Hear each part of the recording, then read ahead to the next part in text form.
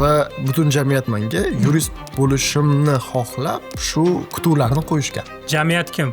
Shuni sabab qilishing kerak bo'lgach, bir inson o'zi uchun unga rizq olib kelayotgan eshiklarni yopishi kerak emas. Charchani ichiga tushib qoladi, o'zingiz nima qilayotganingizni bilmasdan ichkarida aylanib qo'yaverasiz, tashqariga ketadi. O'ngga yur, chapga yur deydi. Faqat bu yerda kimdan maslahat so'rashingiz muhim. Ikkita maktabga bo'linganda, bitta maktab follow your passion, yuragingga, qalbingga quloq sol, o'sha nima deyotgan bo'lsa, o'shani qil. Ikkinchisi don't follow your passion. Ish har doim bor, imkoniyat ham bor. Faqat o'sha odamlarni o'z imkoniyatiga tayyor emas. 10 million dollar, 100 million dollarlik ideyasi bor deb o'ylayman. Ular hali qilish uchun doim yetishga harakat qiladi. Puli odamni 10 ming dollarlik ideyasi. Yoki qarzi bor, qarzni to'lash kerak odam. Assalomu alaykum. Va nihoyat Mirjalol bizning studiyamizda. Assalomu alaykum. Xush kelibsiz. Rahmat aka. Taklif uchun rahmat. Ha, ancha tayyorlandik bu epizodga. Mirjalol tanishtirish hojati yo'q, lekin qisqacha aytaman. IELTS instructor, entrepreneur, tadbirkor va coach, mentor desam bo'ladi. Yoshlarga qaramasdan 22 yoshda, men 22 yoshda to'g'risi bu bola biladigan narsalarning yarmini ham bilmasdim. O'zlaridan eshitamiz. Assalomu alaykum. Yana bir bor. Va alaykum assalom. Xursand bo'ldim taklif uchun. O'zi odatda podkastni boshida mehmon o'zini tanishtirish kerak. Men aytganingizdek ingliz tilida dars beraman, o'zgina shu biznesga aloqador odamman va imkon qadar hozirgi kunda o'zini potensialidan to'g'ri foydalanishga harakat qilayotgan bir yosh deb tanishtirsak bo'ladi. Zerikarli joylarni yana jarayonda o'tib ketaveramiz. Qayerda o'qiganim, nima qilganim bahoramiz. Men bilishimcha, siz yuristlik o'qigansiz, law o'qigansiz Westminsterda. Lekin nimagadir hozir mana kuzatyapmiz, faoliyatingiz til o'qitish, ya'ni ingliz tilini bevosita o'qitish bilan bog'liq. Achinmaysizmi, o'zi qanaqa qilib tilga o'tib qolgansiz yuristlikdan? Shu qiziq. O'zi yuristlikdan tilga o'tib qolmaganman. Har doim til ichida bo'lganman, lekin yuristlik bo'yicha bakalavriat o'qiganman. Va butun jamiyat menga yurist bo'lishimni xohlab shu kutuvlarni qo'yishgan. Jamiyat kim? Ota-ona, do'stlar, institut. Mana shunaqa vaziyat bo'lganki, bizlarni o'sha mahallamizda men Westminsterga kirganlarning ichida birinchilardan mahallamiz tarixidagi shunaqa tasavvur qilsak bo'ladi va hamma mendan faxrlanadi. Mahallamizda tushunishingiz uchun. Qarindosh urug'larimizni gapirmasa ham bo'ladi. Hamma Mirjalol Westminsterda o'qiydi degan ma'noda e'zozlashadi, hurmat qilishadi. Xursand bo'laman va doim ravishda ular mendan endi mana bu shuncha shaharda shunaqangi oliy dargohda o'qiydi, o'zi kim bo'ladi degan qiziqarli o'zlarining har doim savollari bor. Taksida yuramiz, akalarimiz to narigi chiqquncha ham san qayerdasan, nima qilyapsan? O'qiyapsanmi? O'qishing yaxshimi? Shunaqa so'rashadi. Hamma qiziqadi. Ha, o'qiyapman. Qanaqa soha? Yuridik sohada o'qiyapman. Ha, prokuror bo'lasanmi? Sudya bo'lasanmi? Advokat boshqa qilishadi. Ha, bo'laman deb qo'yasiz. Ular endi qiziqib so'rashadi-da, ularga nima qilyapsan desa, shu ingliz tilida dars berolmaysiz. Xayollarda ingliz tilida dars berish degani bu bir nimalar qilib yurishda, xayollarda juda past darajadagi ijtimoiy tabaqa. Ingliz tilida dars berish ularning xayolida. Prokurorga solishtirganda. Va men xayolimda yurist bo'lishim kerak degan ma'noda kelgan, universitetni bitirgunimcha hozircha bu ish qilib turibman-da, bitirib olsam men yurist bo'lib ketaman degan xayol bo'lgan. Universitetni bitirdik. Lekin men hali yurist bo'lmadim. Nimaga deydigan bo'lsangiz, mana siz mendan agar podkast qilamizmi deb turib oktyabr oyida so'raganingizda men yo'q derdim. Chunki shunaqa vaziyat bo'ldi, oktyabr oyida menda bu odatda o'rta yoshda kelish kerak bo'lgan krizis bo'ladi, lekin menda shu hozir keldi. Nima bu deydigan bo'lsangiz, hayotda ma'no mazmun yo'qolib qoladi.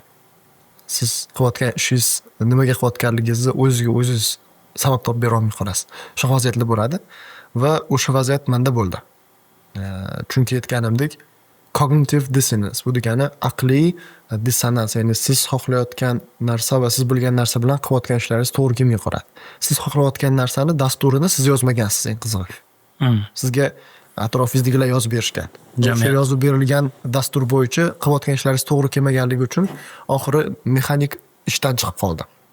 Nima bo'ldi deydigan bo'lsangiz, orada shunaqa vaziyat bo'ldi. Menda tuition fee'lardan qolgan, keyin work and travel qilaman deb turib tarishimizdan olgan pullarim, qarzlar, o'tgan yil qilingan biznesdan ozgina minuslar bor edi-da. O'sha minuslar borligi uchun xayolimda ishlab yurganman. Xayolda minus yopish kerak. oktyabrda shu narsa, sentyabrda yopilyapti minuslar. Universitet tugadi, ha? Bo'ldi. Men nolga chiqdim. Miya ochildi blokda, chunki qarz yopgunizcha hayolingizda qarz yopish bo'ladi, boshqa narsa haqida o'ylamaysiz. Shunaqa. Yopilgandan keyin faqat otib yubordi. Ya'ni nima qilyapsan hozir? Dars beryapman, zo'r, gap bo'lishi mumkin emas, pulni topyapsan, zo'r. Lekin shuni san qilishing kerak bo'lgach, mana shunaqa savol bo'lib qoldi menda. Ana o'sha paytda keyin hamma ishimni to'xtatib, yaqinlarimga ham hammaga aytdim, men o'zim kelishib olay. Undan keyingi qadamlar nima bo'lishi kerakligini o'zim bilan o'zim hal qilib olishim kerak dedim. Ko'proq yolg'iz qoldim. Uyda bo'ldim, hamma ishga o'xshab ketadi, men bitta o'zim o'tiraman. Telefonlarni yig'ishtirib qo'yib, prosta o'yladim. Daraxtlarga qarab, shunaqa bir oy xuddi bir jinni bo'lgan odamga o'xshab, hech nima qilmasdan yurdim. Qiladigan ishlarim nima? O'zim uchun hurmat qiladigan yaqin tanishlarimni chaqirib, men haqimda ma'lumotga ega bo'lgan odamlarni gaplashdik. Misol uchun, agar siz men haqimda bilsangiz, Nurullo aka, mana shunaqa vaziyat bo'lyapti, nima qilishni bilmayapman, o'zimni qayerda ko'rishimni bilmayapman. O'zim men haqimda siz nima deb o'ylaysiz? Qaysi sohaga kirsam bo'ladi? Degan ma'noda har xil savol-javoblar bilan atrofdagi insonlar bilan gaplashib chiqdim. Xulosa nima bo'ldi? Bir inson o'zi uchun unga rizq olib kelayotgan eshiklarni yopishi kerak emas degan xulosa bo'ldi. Misol uchun, menga shu dars berish rizq olib kelyaptimi? Uni yopib qo'yishga men haqqim yo'q. Buni yopmasdan keyingilarni ochish mumkin. Va yana bitta narsa bo'ldiki, sen qilayotgan ishni jamiyatga berayotgan qiymati raqamlarda o'lchanmaydi, chunki baraka matematikaga to'g'ri kelmay qoladi. 1 + 1 emas, 11 bo'lib qoladi. Va atrofimizdagi o'quvchilarim, ularga berayotgan qaysidir ma'noda yo'l yo'riqlarimiz ularni hayotiga bo'lgan o'zgarishlarga, trayektoriyasiga ta'sir qilayotganligi va jarayonda dars qilish, shu dars berish men uchun mamtiga passion bo'ladi-yu, o'sha narsa bo'lganligini men o'zim yolg'iz qolganimda butun tarixdagi o'sha 5 yillik hikoyalarim, har bitta bo'lgan o'quvchilarim bilan kesla shu narsani menga umumiy conclusion'ni berdi. Yana bitta kattaroq ustoz, tajribali ustoz bilan gaplashganimizda, agar o'sha teachingni hozirgi holatingda 1 dan 10 gacha yoki istalgan sohani 1 dan 10 gacha baholaydigan bo'lsak, sen kelib qolding-ku, 10 bo'lishga ozgina qoldi. 10 qilib qo'ymaysanmi? Hozir sen logga kiradigan bo'lsang, faqat 1 dan, balki -5 dan boshlashing mumkin, shuni bilasanmi deyishdi. Qo'rqitmoqchi emasman. Logga kirsang eplolmaysan deyotganimiz yo'q, bor kir, hozir ishla. Lekin sen hozirgi holating kelgunicha 5 yil, 6 yil, 10 yil ketadi. Lekin sen hozirgi holatingdan 5, 6 yil, 10 yilga qilishing mumkin bo'lgan trayektoriyani hisoblasang, o'zing bilan solishtiradigan bo'lsang, qilishing mumkin bo'lgan va influence qilishing mumkin bo'lgan daraja bu yoqda kattaroq bo'ladi. Shuni yaxshilab ishlab, jiddiy qabul qil degan fikr berildi. Va men buni to'g'ri deb qabul qildim. Va ishimni men ustozman deb qo'limga olganimdan boshlab o'zim kutmagan ishlar boshlanib ketdi. Bu qaror qabul qilishingizda sizda shunda masalan qalbingiz bilan ongingizdan tashqari tashqi o'sha mentormi, coachmi, kim bilan maslahat olgan bo'lsa, ularning ham ta'siri bo'lgan. Ular yo'nalish ko'rsatgan. Bo'lgan. Shunaqami? Shunaqa. Chunki shunaqa vaziyatlarda siz aqlliroq insonlarni fikrlarini ko'rishingiz kerak. Chunki bubble ichiga tushib qolasiz. Bubble degani bu siz zimdoni sharchani ichiga tushib qoladi. O'zingiz nima qilayotganingizni bilmasdan ichkarida aylanib qo'yaverasiz. Tashqariga aytadi, o'ngga yur, chapga yur deydi. Faqat bu yerda kimdan maslahat so'rashingiz muhim. Yana bitta narsa, muhim narsa, bitta odamdan shu ixlos qildingizmi? So'rab, shu odamdan maslahat so'radim deysizmi? Endi qilish kerak.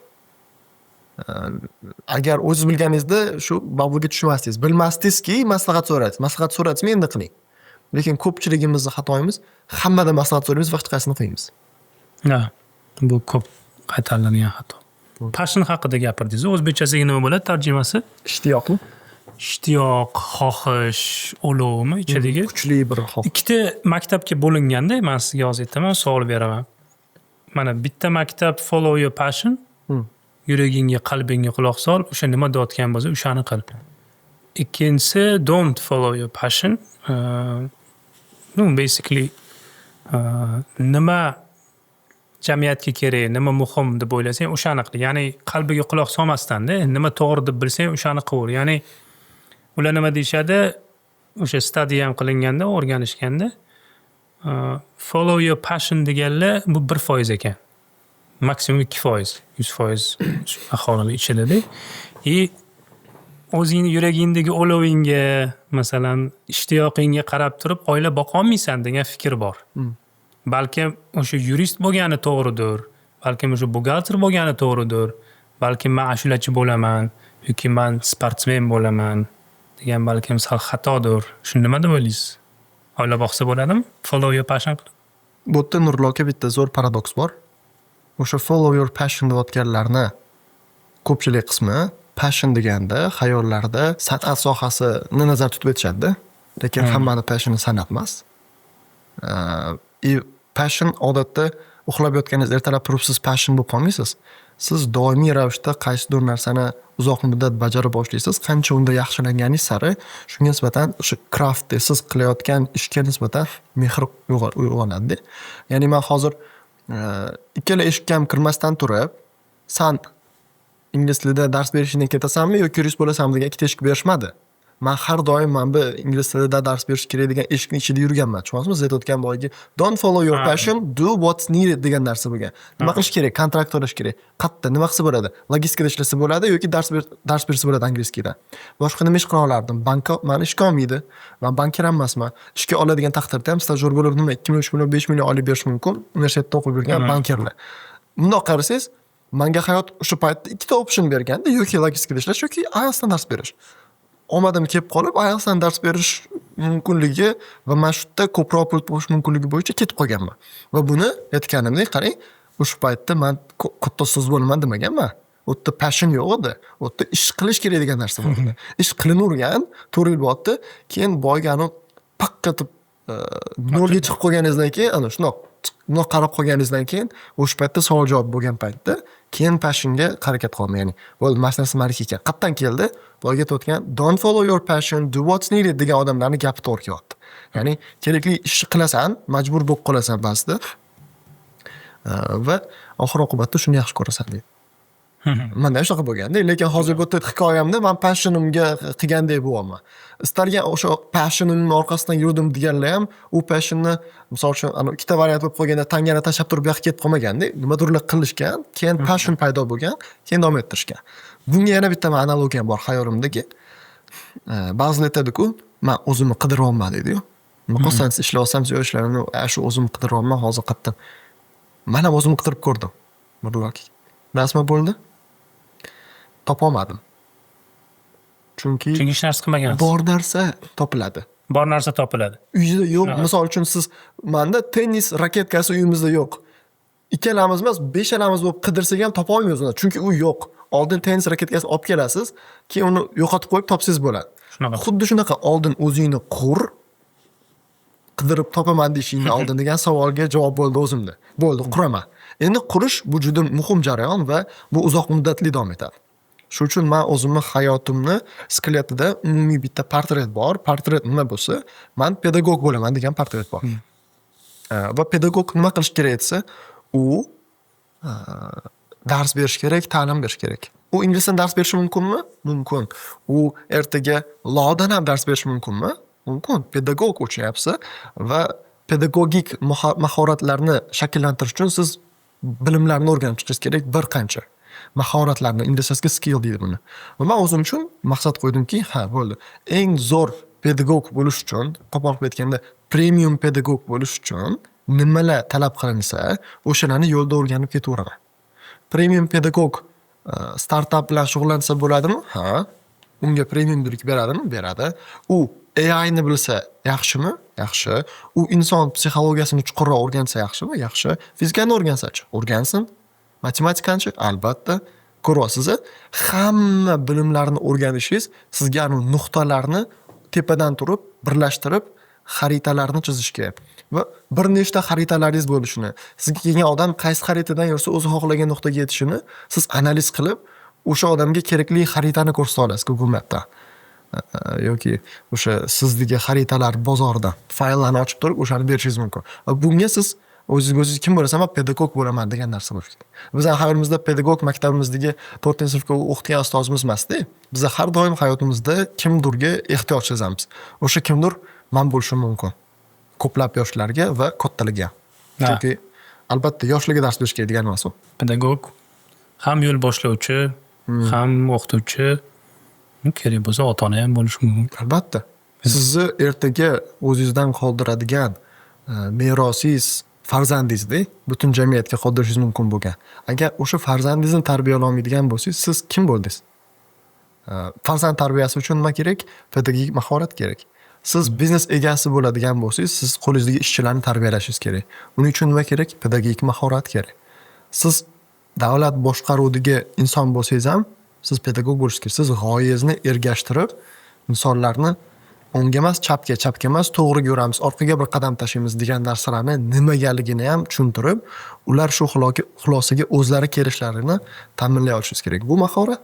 Bu uchun vaqt kerak. Jalol, yoshlarga nima maslahat berasiz? Mana 18, 19, 20 yosh o'qib yurishibdi. Lekin nima kasb egasi bo'ladi? Shu balkim o'zini qidirayotganlar bordir. O'zingizni tajribangizdan nima deya olasiz? Ishlash kerak deyman. Ishlash kerak, masalan, xohlagan bo'yi ishlab ketirish kerakmi yoki mana ba'zi ishlar bor, uni siz o'zingiz uchun qanaqadir deadline qo'yishingiz kerak-da. Imkonsiz, misol uchun siz hozir mana men o'zim shunaqa o'quvchilarim ham bor, deyman, real case'larni aytishga harakat qilaman. Ingliz tilini o'rganyapti, o'qishda o'qiydi, uydagilari kontraktni bramallab to'lab berishadi, lekin aytaylik u o'zi hali men voy ingliz tilidan dars beraman deydigan bo'lsa, unaqa qila olmaydi. IELTS 6. Support teacherlikka ham olmasliklari mumkin. Aytaylik shu ingliz tilini nimadir qilib qilaman desa-da, u qaysi sohada iqtisodiyotda o'qiyaptimi, finansistmi, nima farqi yo'q. Lekin qo'lidan hali u blue collar, white collar deydi-ku. White collar degani bu shu ofisning ishlarini qo'li kelmaydi hali. Blue collar mamtigi tashqaridagi qo'l mehnat bilan qiladigan ishlarga qo'li keladimi? Va o'shani orqasidan bu yoqqa o'tish uchun ozgina yordam kerakmi? Qilsin o'sha ishni. Faqat o'ziga deadline qo'ysin, loopning ichiga tushib qolmasin. Nima deadline qo'yish keraksa? Istalgan sohani ayting, menga Nurullo aka nimani o'rganish mumkinligini hisoblab ko'rsak bo'ladi. Masalan, meditsina deylik, stomatologiya. Stomatologga o'qiyapti. Lekin 50-50 shu sohada o'zi ketamanmi yoki boshqa ish qilishim kerakmi? O'ylayapti hayotini, nima kasb qilishini, nima o'qishini. Bilmaydi o'zi hali. Yoki mana o'sha aytganimizdagi buxgalteriyaga o'qiyotgan bo'lishi mumkin yoki iqtisodchilikka yoki tarjimonlikka o'qiyotgan bo'lishi mumkin. Lekin shu boya aytgandagi o'sha qalbi bilan ongi kelisha olmayapti. Qaysidir balkim paytlarda sizga o'xshab o'tirib o'zi bilan o'zi gaplashayotgandir. O'qishga majburdan borib kelayotgandir. O'sha 4 yilni o'tkazib olish uchun. Nima qilish kerak o'sha hozir mana vaqtni ketkazmasdan, chunki unda hali 2 yil, 3 yil bor. Mayli buxgalteriyaga o'qiversin. Lekin o'sha ertaga bitirib chiqqandan keyin o'zini yo'liga tushib olish uchun hozir nima qilish kerak? O'sha sohasidagi eng yetuk mutaxassislar bo'ladi-ku. Ularni qo'llarida tekinga ishlab ko'rishni yo'llarini topish va nafaqat shunchaki tekinga ishlash, balki ularga qanaqa foyda keltirish mumkinligini o'rganib chiqishsin.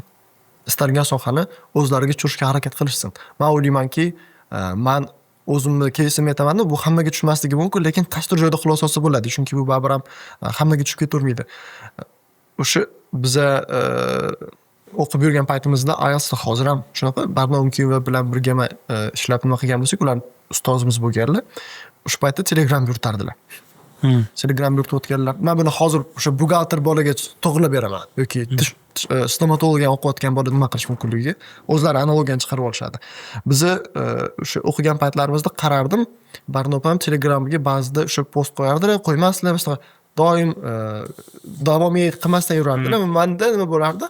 Mashina mana qilsa bo'ladi-ku degan narsani o'rganib chiqib, takliflab yuraverardim. Mana qilib ko'rsangiz bo'ladi. Men post qo'yib ko'ring deb. Keyin meni kanallarga admin qilganlar ma'lum bir muddat yordamchi bo'lasizmi deganlar, shu yordamchi nima ish qiladi? Endi u yerda changyarni yutmaysiz-ku, hamma joylar tozalashadi. Nima bilan?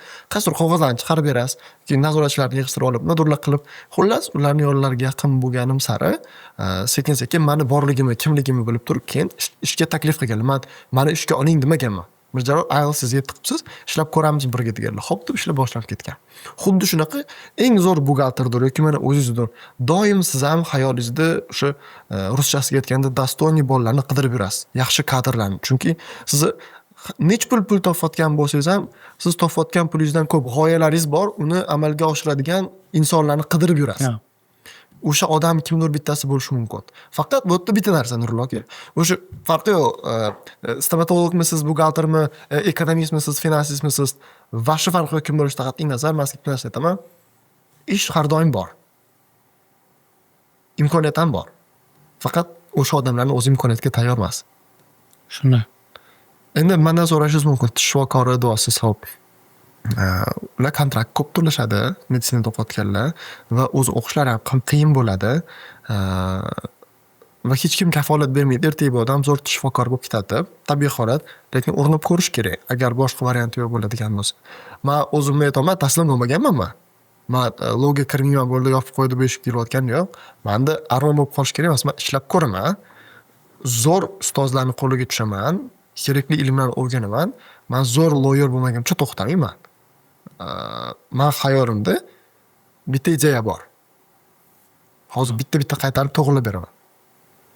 Yaqinda o'sha marketologlarni nimasida nima bo'pti? Pensiyaga chiqish degan g'oya. Pensiyaga chiqish uchun yetarlicha kapital to'planadi va sizga oylik daromadingizni qoplaydigan passiv daromad olib keladigan joylar to'g'rilanadi va siz o'zingizni pensiyaga chiqqan deyishingiz mumkin. Yoshingiz necha yosh bo'lishi farqi yo'q.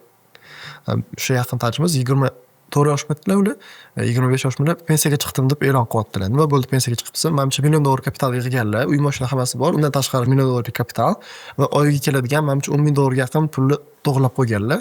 Oila xarajatlari va boshqa holatlarga yetadigan summa. Ish to'xtatmadi, lekin pensiyaga chiqdim degan g'oya bilan o'ziga nima qildi. Men ham shu g'oyaning tarafdoriman. Harakat qilaylikki, hozir qo'limizdan eng kelayotgan zo'r ish bilan pensiyaga chiqishni men o'zim hayolimdagi keys, bu juda spesifik. Qo'shtirnochida pensiyaga chiqasiz, to'g'rimi? Ha, qo'shtirnochida pensiyaga chiqasiz 25 yoshingizda misol uchun. Va endi siz nima bo'ladi? Boyga passioningizni qilib ko'rsangiz bo'ladi. Siz oshpaz bo'lmoqchingiz, chef povar, o'rganing, eng zo'r joylarda o'qing chef povarlikka misol uchun, qilib ko'ring, o'xshaydi yoki o'xshamaydi, o'xshamaganligini o'ziga o'zi o'xshamadi, mana qilib ko'rdik deysiz. Hech bo'lmasa armonda qolmaysiz, to'g'rimi? Boyga tish shifokori bo'laman deb yurgan odam muzikant bo'lishni xohlayotgandir, oldin zo'r tish shifokori bo'lib qoyillatib qo'ysin-da, keyin bo'lib ko'rsin. Misol uchun. Lekin hech urinib ko'rmasa bo'lmaydi-da. Mani keysimda boyga so'rayotganingizga bu qarshi chiqmaydi. U tish shifokorlikka urinib ko'raversin agar boshqa varianti yo'q bo'lsa. Lekin agar u o'sha tish shifokori bo'lib turgan paytida bitta boshqa ish qilyapti, u kattaroq foyda keltirayotgan bo'lsa, ya'ni jamiyatga, o'ziga, hammaga, o'sha ishini tish shifokorligini to'xtatish bilan davom etib ketsa bo'ladi. Lekin qo'lida variantlari yo'q bo'lsa, ushlasin qattiq. Mana shu g'oya bor, siz har doim self development haqida o'qiysiz. B planni borligi A planni o'xshamasligiga sabab bo'ladi ko'pincha. To'g'ri, bu ham bor. Hozir har xil kichkina fikrlar reels formatda gapirib tashlayapman, qaytamiz torqiga. Chunki ko'rganlar nima deyapti, bu qarab ketyapti deyishmasin. Boyagi joyga qaytamiz. Siz nima qilayotgan bo'lsangiz, vaziyat keladi, siz supuruvchi bo'lib ishlashingiz mumkin yoki ovqat tashuvchi bo'lib ishlashingiz mumkin, ofitsiant bo'lishingiz mumkin. O'zingizga o'zingiz ofitsiant bo'lib ishlayotgan paytingizda ham men mashqdan kerakli mahoratlarni o'rganaman deyishingiz kerak. O'ziga o'zi shunaqa mindset qo'yishingiz kerak. Qanaqa mahoratsa, ofitsiantga kim qanaqa muomala qilyapti, nimaga unaqa muomala qilyapti, o'rganing insonning psixologiyasini, to'g'ri? Muomala madaniyatini o'rganaman deng. Yuqori darajadagi servis qanaqa bo'lishini o'rganaman deng. Farqi yo'q, siz Evisda ofitsiantlik qilayotgan bo'lsangiz ham, o'zlari uchun shunaqa bersa bo'ladi. Ish beruvchilar, ish oluvchilar o'zi kimlarni Evis ishga olyapti, qanaqa tanlayapti, u yerda qanaqa muammolar bor, ishchilar nima ketib qolyapti, o'shani o'rganib chiqsan kerak bo'lsa. Bu yerda o'zini u shunchaki men Evisda ishlayapman deb turibman qilib yurmaydi-da. Xayolida butun biznes sistemasini o'rganib chiqayotgan bitta inson sifatida o'zini tasavvur qilish kerak. Bu yerda har doim self story muhim. O'zingiz haqingizda fikrlaringiz. Vaqtinchalik bu degan narsa bilan ish qiladi. Shunaqa. Keyin topib o'tadi. Qo'lida ozgina pul daromadi yig'ib olguncha. Biz odatda bloklanib qolamiz-da, miyamizda bo'ldimi, boshqa yechim yo'q degan. Yechim bor. Yechim bor har doim. Mana shu bitta misol aytaman.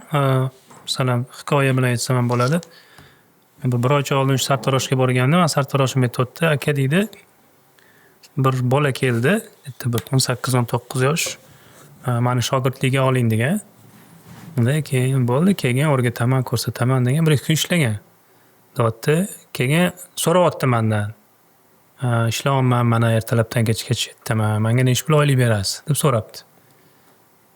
Keyin men hayron bo'ldim deydi. Men senga hunar o'rgataman, pul ham berishim kerakmi? Desam, berishingiz kerak. Men o'zimdan kelaman, men ovqatlanishim kerak, men transportga narsa ishlatishim kerak. Yo'q, unda biza ishlanmasa kerak. deb javobini beraverdim deyapti. Shu yerda menda sraz savol tug'ildi. Endi bilmadim, hammada har xil pul to'lash kerakmi o'sha bolaga yoki o'sha hunar o'rganib, rahmat deb duosini olib chiqib ketgani to'g'riroq bo'larmidi? Siz nima deb o'ylaysiz? O'sha bilan urib ishlatish kerak, pul ham berish kerak emas, qornini och qoldirib, ishni o'rgatib, odam qilish kerak, tamom. Nima qilishadi? Aytmoqchimanki, yoshlarda shunaqa hozir yig'ilib qolganda, ya'ni fikr turib qolgan. Men ishlayapmanmi? Menga demak pul to'lashlik kerak. degan shunaqa nima bor, o'ylash bor. Shu meni nazarimda ham sal g'alatiroq yoki noto'g'riroq. Noto'g'ri. Qachon ustoz shogirdlik holatlarida ustozingizdan pul talab qilasiz? Shunaqa. O'shanga o'sha boyaga tiqilib qolgan bolalarga pulni o'ylamay turinglar. Talabasi ishlar, o'tishing kerak deb tushuntirish kerak. Mana Nurullo aka, siz oldingizga bittasi kelyapti. Mana sizga havas qildim, menga sohangizni o'rgating deydigan bo'lsa, men shu yerda ishlashga roziman, xohlagan xizmatingizni qilaman deydigan bo'lsa, siz yo'q demisiz-ku, to'g'rimi?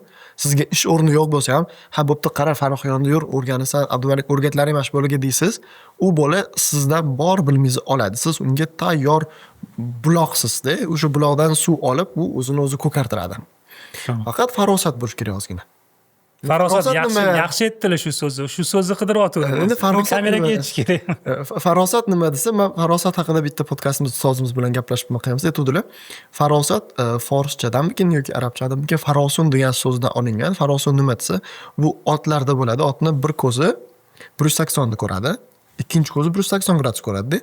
Umumiy 360 gradus ko'radi. Ya'ni bir vaqtning o'zida atrofdagi hamma holatni bo'layotganini ko'radi. Nima degani desa, vaziyatni, holatni borligicha chuqur holatda anglay olish qobiliyati farosat deyiladi. Farosat tug'ma bo'lishi ham mumkin, farosat orttirilishi ham mumkin. Va bu yerda juda ko'p ijtimoiy faktorlar bor. Eng asosiysi biroz kuzatuvchanlik va odob, axloq qoidalari va doiralarida fikrlash. Chunki biz uchun farosatli ko'rilgan ba'zi holatlar boshqa millatlarda o'zlarining kelib chiqishiga qarab boshqacha ko'rinishlarda qabul qilinadi. Buni til o'rgatishda nima deyilardi?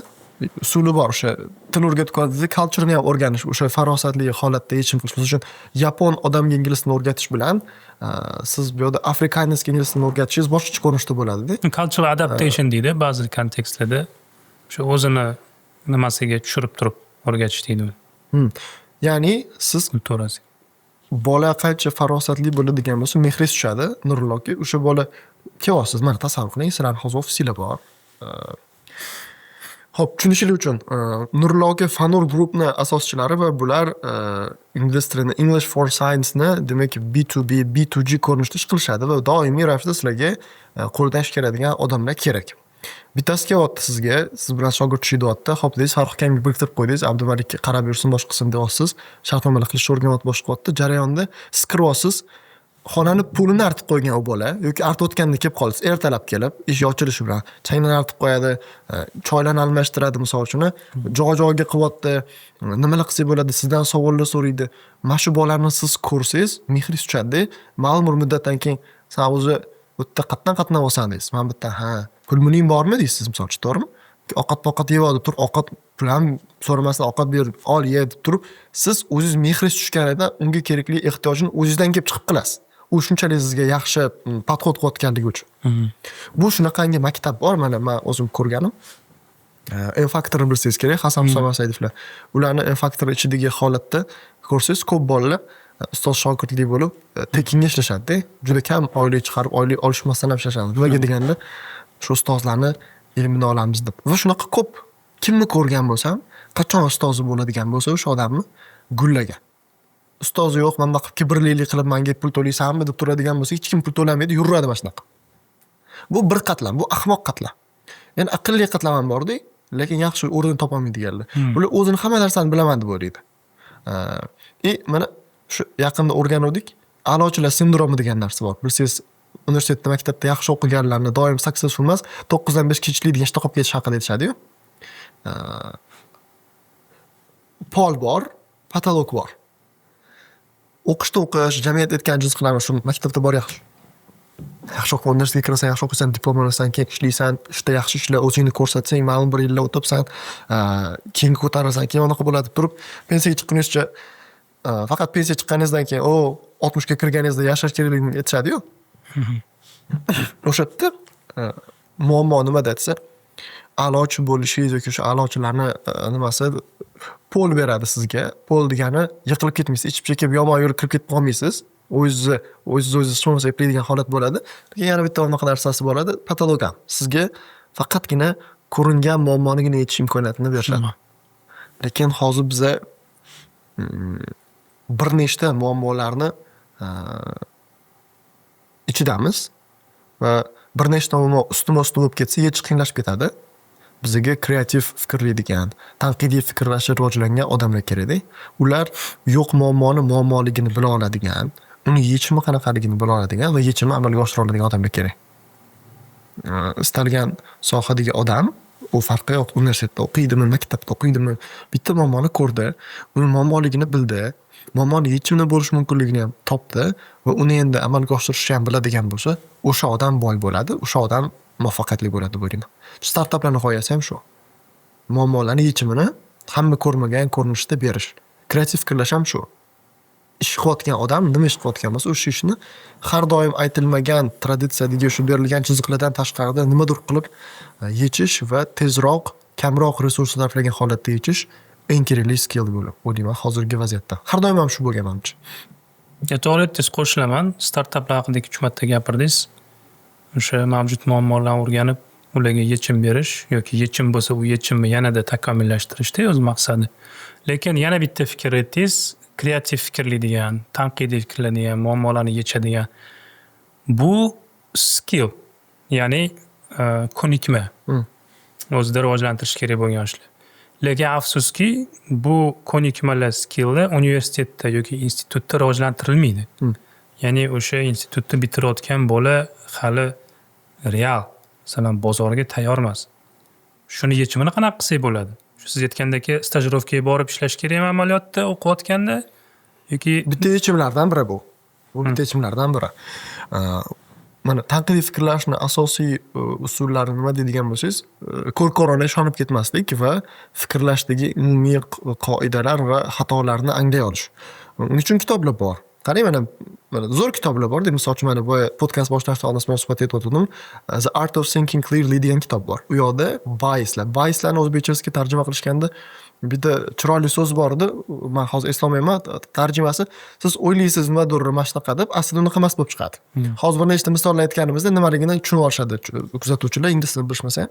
O'sha har xil fikrlashdagi xatoliklar bor va uni butun bir sistema ko'rinishida biz xatoliklarni qilamiz. Ya'ni bittadan emasda, butun mexanizm xato. Va o'sha butun mexanizm xatoligi bizani bitta tupikka tiqadi, qo'polib aytganda, shu yerda boshimiz urilib qo'yaveradi.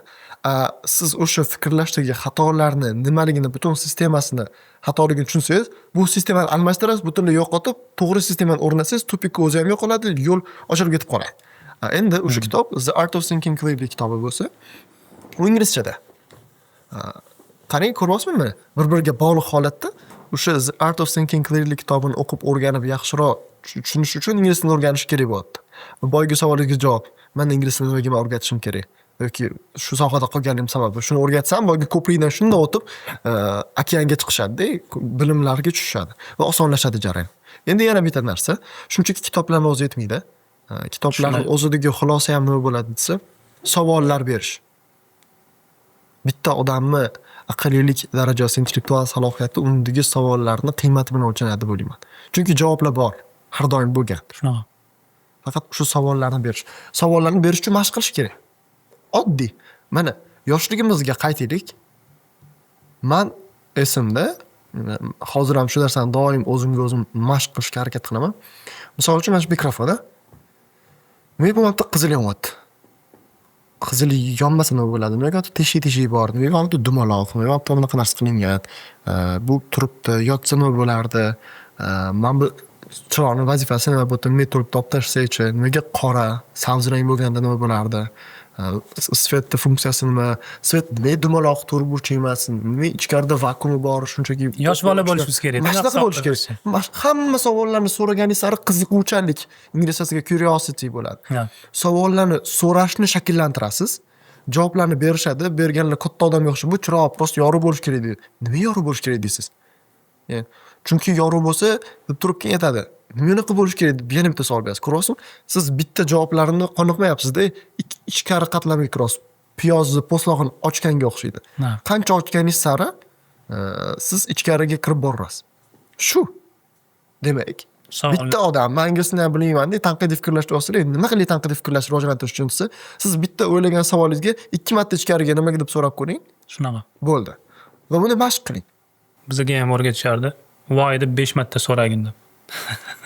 Tanqidiy fikrlash, problem solving, muammolarni yechimi, kerak bo'lsa, uchinchisi nima edi?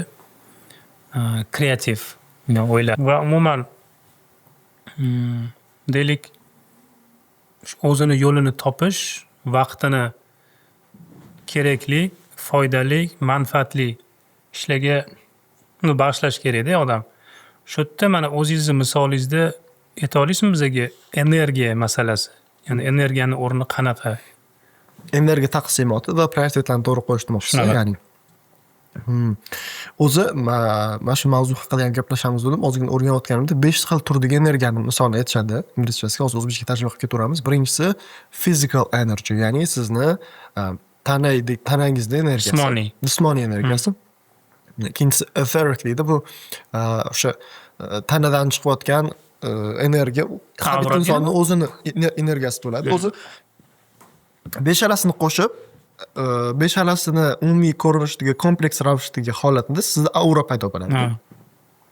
Ikkinchisi etheric, hozir unga kiramiz, misollarda ko'rib ketishadi. Uchinchisi mental energy, keyin spiritual energy, beshinchisi yana bitta beshinchisi bor edi. Hozir aqliy, ruhiy, keyingisi jismoniy va xo'p, emotsional. Emotsional, shu turadi. Emotsional energiya ham bo'ladi. Emotsional energiya degani boyagi siz asablaringizni qanchalik mustahkamligida. Endi har bittasi alohida ilm. Jismoniy tarbiyani o'z bilasiz. Jismoniy tarbiya. Sport bilan shug'ullanish kerak. Doimiy ravishda sizda jismoniy energiya bo'lish uchun. Etheric energy boyatib o'tganimizdek, buni endi yozgan, artikl yozganlar nima? Bular o'shani hindlarning g'oyalariga ko'ra tantra deyshadi-ku, meditatsiya qilib turib energiyasini ochib, qaysidir levelga chiqqanda yuqori bo'ladi, bir nimalar deb yotishadi. Endi asosan bu ruhiy quvvat. Bizdagi ruhiy tarbiya ustozlari qilishadi buni. Spiritual bilan bog'liq. Spiritual tarjimasi ham ruhiy degani. Mental bu aqliy energiya, spiritual bo'layotganimizdek ruhiy va qolgan emotional, bu emotsional, ya'ni emotsional o'zbekchasi hissiy bo'ladimi shunda? Hissiy energiya. Har bir alohida ilm va mana shuni umumiy jamlanmasida sizdagi aura paydo bo'ladi. Umumiy qo'shilganda, o'sha boyagi 5 ta energiya turlari qo'shilganda aura paydo bo'ladi. Buni misollarda siz ba'zi odamlar bilan suhbatlashib o'tirgan paytingizda og'irlashib qolasiz. Hech sezganmisiz? Chunki ularda boyagi energiya yo'q, bu ular yo'qligi uchun to'ldirish uchun sizdan sug'urib oladi. Siznikini ishlasa. Bularni vampirlar deyshadi. Xishniklar sizni energiyangizni olishadi, siz og'irlashib ketasiz. Ba'zilar bo'ladi, ular siz bilan energiya almashinuvida ikkalangiz ham xursand bo'lib suhbat tugatasizlar. Ba'zilar bo'ladi, siz bilan suhbatlashadi, siz energiyangizga umuman uni qizig'i yo'q va faqat o'zi energiya tarqatadi. Butun xonaga o'sha lokatsiya energiya tarqatadigan odam bu. Ular o'sha boyga o'tganimiz beshalasini ham eng yuqori ko'rinishdagi etaplarga chiqishga harakat qilayotgan odamlar bo'ladi. Va ular bilan suhbatda siz mana ko'pchilik energiyada xuddi tone of voice deb o'ylashadi, ovozni. Misol uchun, misol uchun aniqada Instagramda hello guys, how are you baqirish bor. Bu shunchaki u fasad, u ya'ni ustki qismi. U fasadni o'zi siz jim gapirishingiz mumkin, lekin energiya tarqalib turadi. Uni siz qanaqadir o'zingizni xayolingizdagi balandroq gapirsa bunaqa bo'ladi, kulsa bunaqa bo'ladi. Chunki xarizma bir qismi xolos. Sheyxda sezganman, ustozim bo'ldi. Sheyx Muhammad Solo. Shunaqa gapirardilar. Xotirjam. Bu yerda ya'ni sizni gapirish usulingizdan ham ko'ra ko'proq o'sha umumiy sizdagi butun shaxsiyatingiz energiyani taklif qiladi. Endi yoshlarga duosiz, bu nafaqat yoshlarga, nurlarga, hammaga kerak bu aytayotgan energiya masalasi. Jismoniy masalasiga keladigan bo'lsak, o'zi sport bilan shug'ullanish degani albatta zalga borib pul to'lab zalga chiqish degani emasda. Siz shunchaki yugurishingiz ham mumkin mahallangizda. Tushib yarim soat erta turib misol uchun. Muhimi jismoniy kuchga ega bo'ling. Bo'ldi, shu boshqa gap aytayotmayman. Shug'ullaninglar, sport bilan shug'ullaninglar deyiladi bo'ladi, tamom. Endi ruhiy tarbiya ustozlaridan o'rganiladi. Biz aqllilik qila olmaymiz. Bu alohida mavzu, chuqur mavzu. Bu insonni o'sha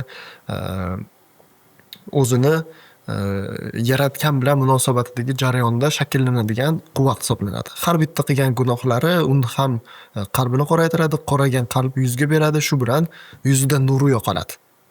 Bu alohida mavzu, buni biz gaplasha olmaymiz. Endi mental energy bo'ladigan bo'lsa, bu aqlingizni nima bilan to'ldirishingiz. Bilsangiz, mental garbage degan tushuncha bor. Bu aqliy musor degan. Aqliy musor qayerdan keladi? Siz kun davomida mana bu o'lgur telefon bilan reelslarni, shortslarni ko'rib, hammasini qilganimizda bir-biriga chalkashib ketib qoladi-da, miyamizda musor bo'ladi. Shuning uchun kechasi uxlay olmaymiz. U musor ketish kerak. Ketish uchun chalg'itib o'tiramiz. Qachonki organizm o'zini-o'zi paqqat otib yorib uxlab qolmagunimizcha o'zimiz ixtiyoriy uxlashga qiynalashamiz. Chunki boyagi garbage bor. U mental garbage bo'lsa, qayerdan mental energy bo'ladi sizda? Mental energy nima? Sizdagi o'sha fikrlay olish, qanchalik mavzularga chuqur kira olish qobiliyati. Bitta mavzu beriladigan bo'lsa, hozir aytaylik, o'sha mavzuga qanchalik chuqur yondashishga fikrimiz, aqlimiz yetadi. Bu ham anaqada training, ya'ni mashq, miya mashqlari bor. Siz agar sizga men misol uchun Nurullo aka aytaylik, mana bu orqamizda turgan soundproof qiladigan nima bor, to'g'rimi? Gubkami nima bu? Mashq haqida gaplashaylik desa, mashq haqida biza nimalarni gapirishimiz mumkin desa, maksimum 10 minut gaplasharmiz. Tugaydi-da, o'ta yuzaki fikrimiz bor. Lekin buni funksional jihatidan olib qaraydigan bo'lsak, chuqurroq kirishimiz mumkin edi, lekin kira olmaymiz. Shunga o'xshash har xil mavzular bor. E'tibor bersangiz, shunchaki yuzaki o'tib ketaveramiz. Chuqur kirish mashq, miya uchun qiyin. Va buni qilishingiz orqali siz shu mental energyga ega bo'lasiz. Ya'ni teranroq fikrlaysiz. Bu uchun yillar davomidagi miya bilan mashqlar demak qilinish kerak. Keyingisi emotionalmi? Emotional energy'ning asosida emotional intelligence turadi. Buni o'zbekcha tarjimasi hissiy intellekt deydimi? Intellekt salohiyat bo'lsa. Salohiyat. Zehniyat deyiladi menimcha, intellekt tarjimasi zehn. Men oldin emotsionalniy intellekt nima desa, bu inson o'zini emotsiyalarini boshqara olishi deb o'ylardim.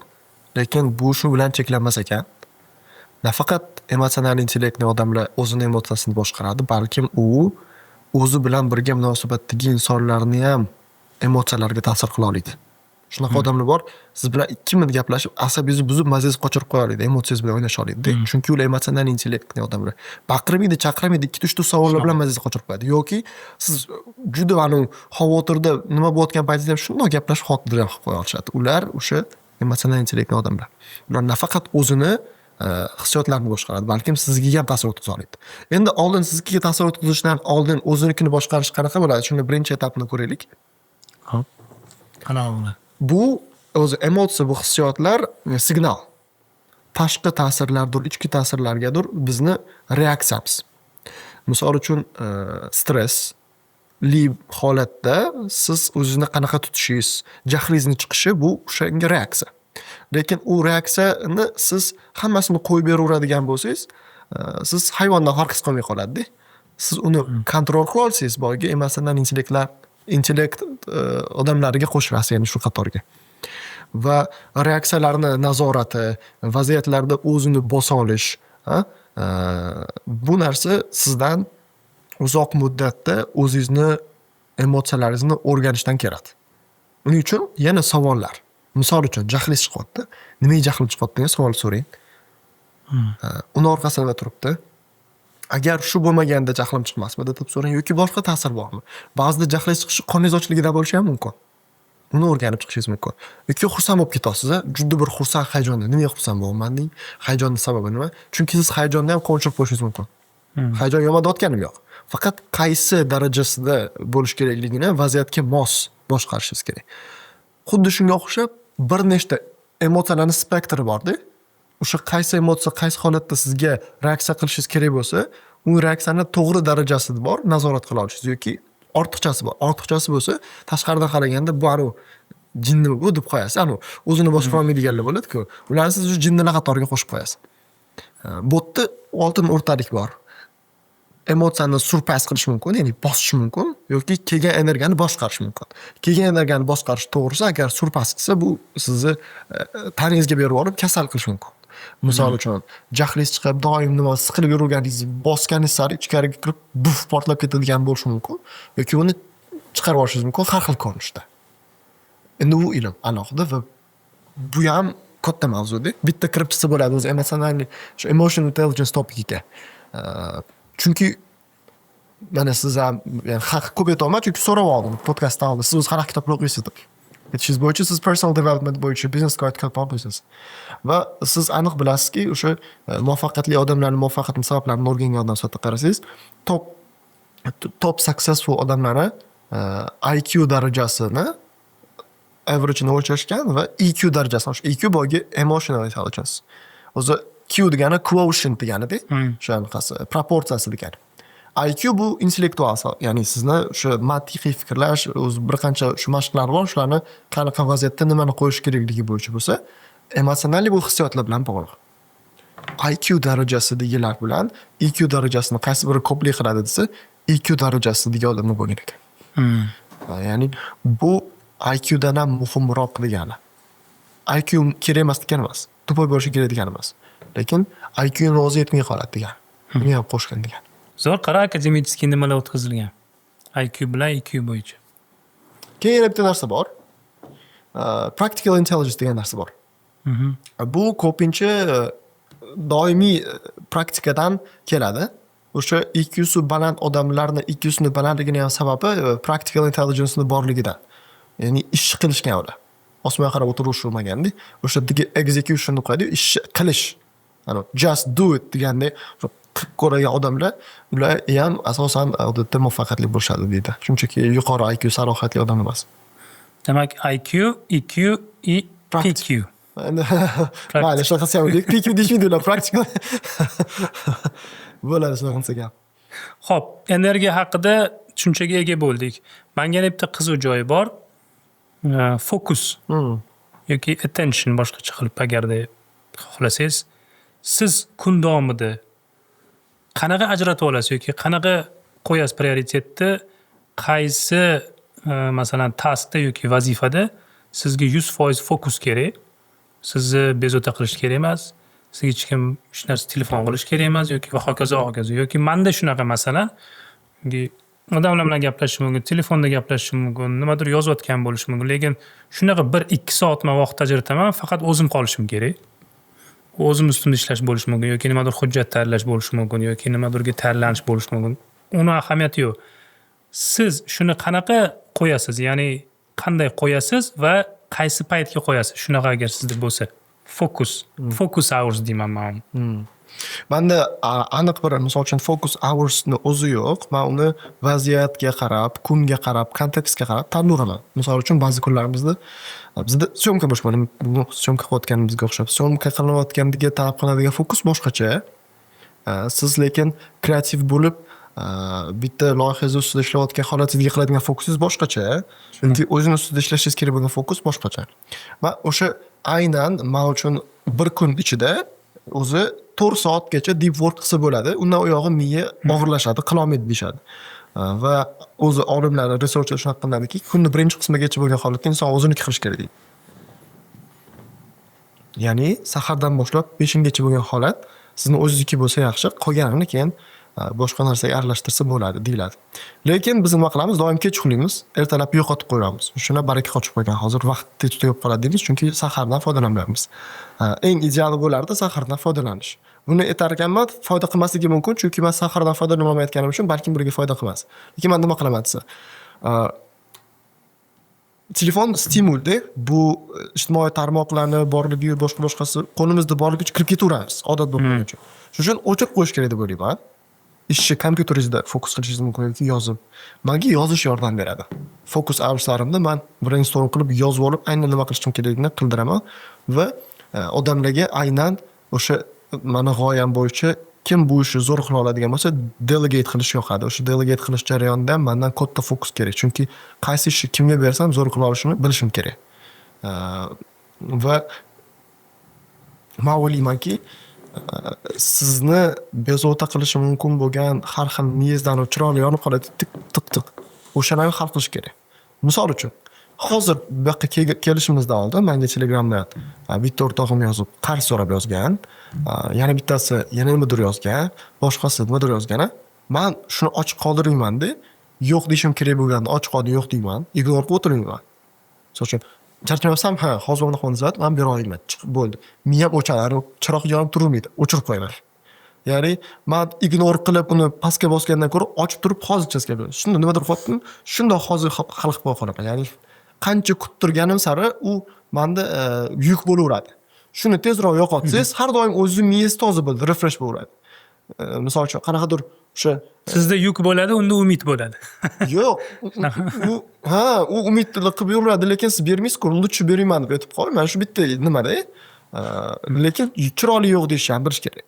Demoqchi bo'lganim, kun davomida shunaqangi qilamanki, meni miyamni band qilishi mumkin bo'lgan narsalarni ochib qo'yaman. Misol uchun kimdandir nimadir so'rab yozishingiz kerak, to'g'rimi? Kechgacha kutib o'tirmayman, yozib qo'yaman. Bo'ldi. Qachon javob bersa berdi. O'z vaqtiga qarab javob berib qo'yadi. Misol uchun, qaysidir ideyani so'rashim mumkin, qaysidir o'qishim ham narsani aytib qo'yishim kerak edi. Menga buni kitob chiqarib berish kerak edi. Hammasi chiqib qo'yaman-da, menga mashbat yoz, men bitta o'ylab olib ketaman, chiqarib ol. Mana shunaqa narsa. Ya'ni telefonimda boshqa odamlar bilan qilishim mumkin bo'lgan munosabatlardagi ishlarni yopib qo'yaman har doim. Ya'ni doim unaqa telefonga qarab o'tirmayman-da. Bo'lish kerak bo'lish bu bo'ldi, tamom. Hozir demak doim bu yoqda bo'ladi. Va ko'pincha men flow state qidirib yuraman. Siz flow state haqida videodan o'qib o'rganibdingiz. O'sha state qidirib yuraman. U qachon menda paydo bo'ladi siz proyektlarni qilish kerak, misol uchun. Qilmasdan ham yurganimda men xuddi tashqarida ish qilayotgandek bo'laman-da. Lekin men miyamga topshiriq berib qo'yganman shu vaqtda ishlash kerakligini. Orqa fonda subconscious mind polni ishlab yotadi. Keyin bitta kirishganimizda cho'tka qilib chiqarib qo'yaman. Ana kuni ham so'm qilishimiz kerak edi. Endi situational video qilish kerak edi. Video guruh bilan 10:30da kelishib gaplashganmiz. Kechki aytolmadim. Kechki bunaqa bo'ldi. Shu uyda ishlarni qilyapman, bunaqa bo'lyaptimi? Borguncha 11:30, 12 bo'lib ketdi. U jahl qilgan, qachon bo'lamiz endi shuncha nima bo'ldi debdi. Shunda qo'yamiz. 15 minut grafika qilmasdan videolar bo'ldi. Chunki mana shu kegulim shundan oldingi holatda miyam shuni Pishirib qo'ygansiz. Ya'ni ko'ryapsizmi? Aynan fokus qilish uchun aynan o'sha joyda bo'lish shart emas. Orqa fonda fikrlash ham mumkin. Lekin buni ko'pchilik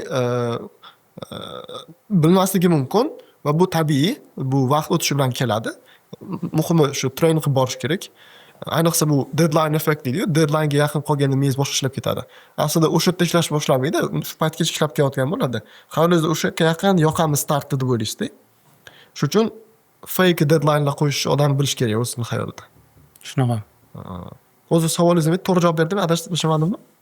Yo, fokus haqida so'radim. Fokus yo'q, uni focus hours yo'q, darajasi o'zgaradi. Nima vazifaga bog'liq. Vaziyatga qarab o'zgaradi. Vaziyatga qarab. Yana bitta narsa, vaqt boshqaruvi bo'yicha. Yaqinda emas, ko'rgandim, bitta coach aytibdi. Time management, ya'ni vaqtni boshqarish degan narsa yo'q. O'sha vaqtda nima vazifani bajaramiz, o'sha vazifani boshqarish degan narsa bor. Degan fikr aytib qoldi. Menga shu narsa yoqdi desa ham bo'ladi. Hammada 24 soat vaqt bor-da. O'sha vaqtni samarali o'tkazish bo'yicha sizda qanaqa tavsiya, qanaqa strategiyalar masalan ayta olasiz? Endi to'g'ri aytishgan, task management qilish kerak. Tayyorgarlik deb aytardim. Istalgan holatda biza ko'pincha avtopilotda yashaymiz-da. Mashq keyin ish xolingiz-ku, to'g'rimi? Mana tepada ofisda o'tiradigan bo'lsam, shu yoqqa kelishim aslida uyimdan uzoq, lekin kelguncha vaqt juda qisqarib qolgan. Chunki hayolimda bu yerdan yurilgan, ko'p yurilgandi. Shunga o'xshab ko'pchilikning ham qiladigan ishlari aslida doimiy qilib yurishgan ishlari avtomatlashib ketadi ko'pincha. Lekin o'sha avtomatlashib ketgan holatda ongli ravishda yondashilsa, o'sha avtomatlashgan holatdan ham ma'no mazmun olib, buni barakaliroq va mazmunliroq qilsa bo'ladi. Chunki oxir oqibatda bizning maqsadimiz boy bo'lib ketish va boshqa emas. Chunki mana ultimate objective of task management yoki time management nima desa, nima bo'ladi oxir oqibatda? Xo'p, mana zo'r time management qildim, keyinchi desa nima bo'ladi? zo'r ta'minlashib qolma. Hop, keyinchi desa, o'zing vaqt ajratasan deydi. Oilangga vaqt ajratasan, hayotingga mazmun kiradi, happy bo'lasan deydi, misol uchun, to'g'rimi? Lekin happy bo'lish degani, misol uchun, qachondir siz nimadirlaringizga erishib bo'lib, uy olib, mashina olib, nimadir qilganingizdan keyin kelish shart emas-ku. To'g'ri. Balkim sizga umuman yozilmagandir, mashina olmasdingiz, to'g'rimi? Bu nima? Bu miserable o'tib ketishingiz kerak ham. Demoqchi bo'lganim, shu so'ralayotgan savolning orqasida tagida nima turadi? Time management qilsa, keyinchi degan narsa bo'lsa, shu o'zini hayotini mazmunini boyitishda, ya'ni Boyitish. yashashda hayotini mazmuni bilan boyitish. Yaxshi so'z ishlatdingiz. Shu yerda bitta qo'shimcha qilaman.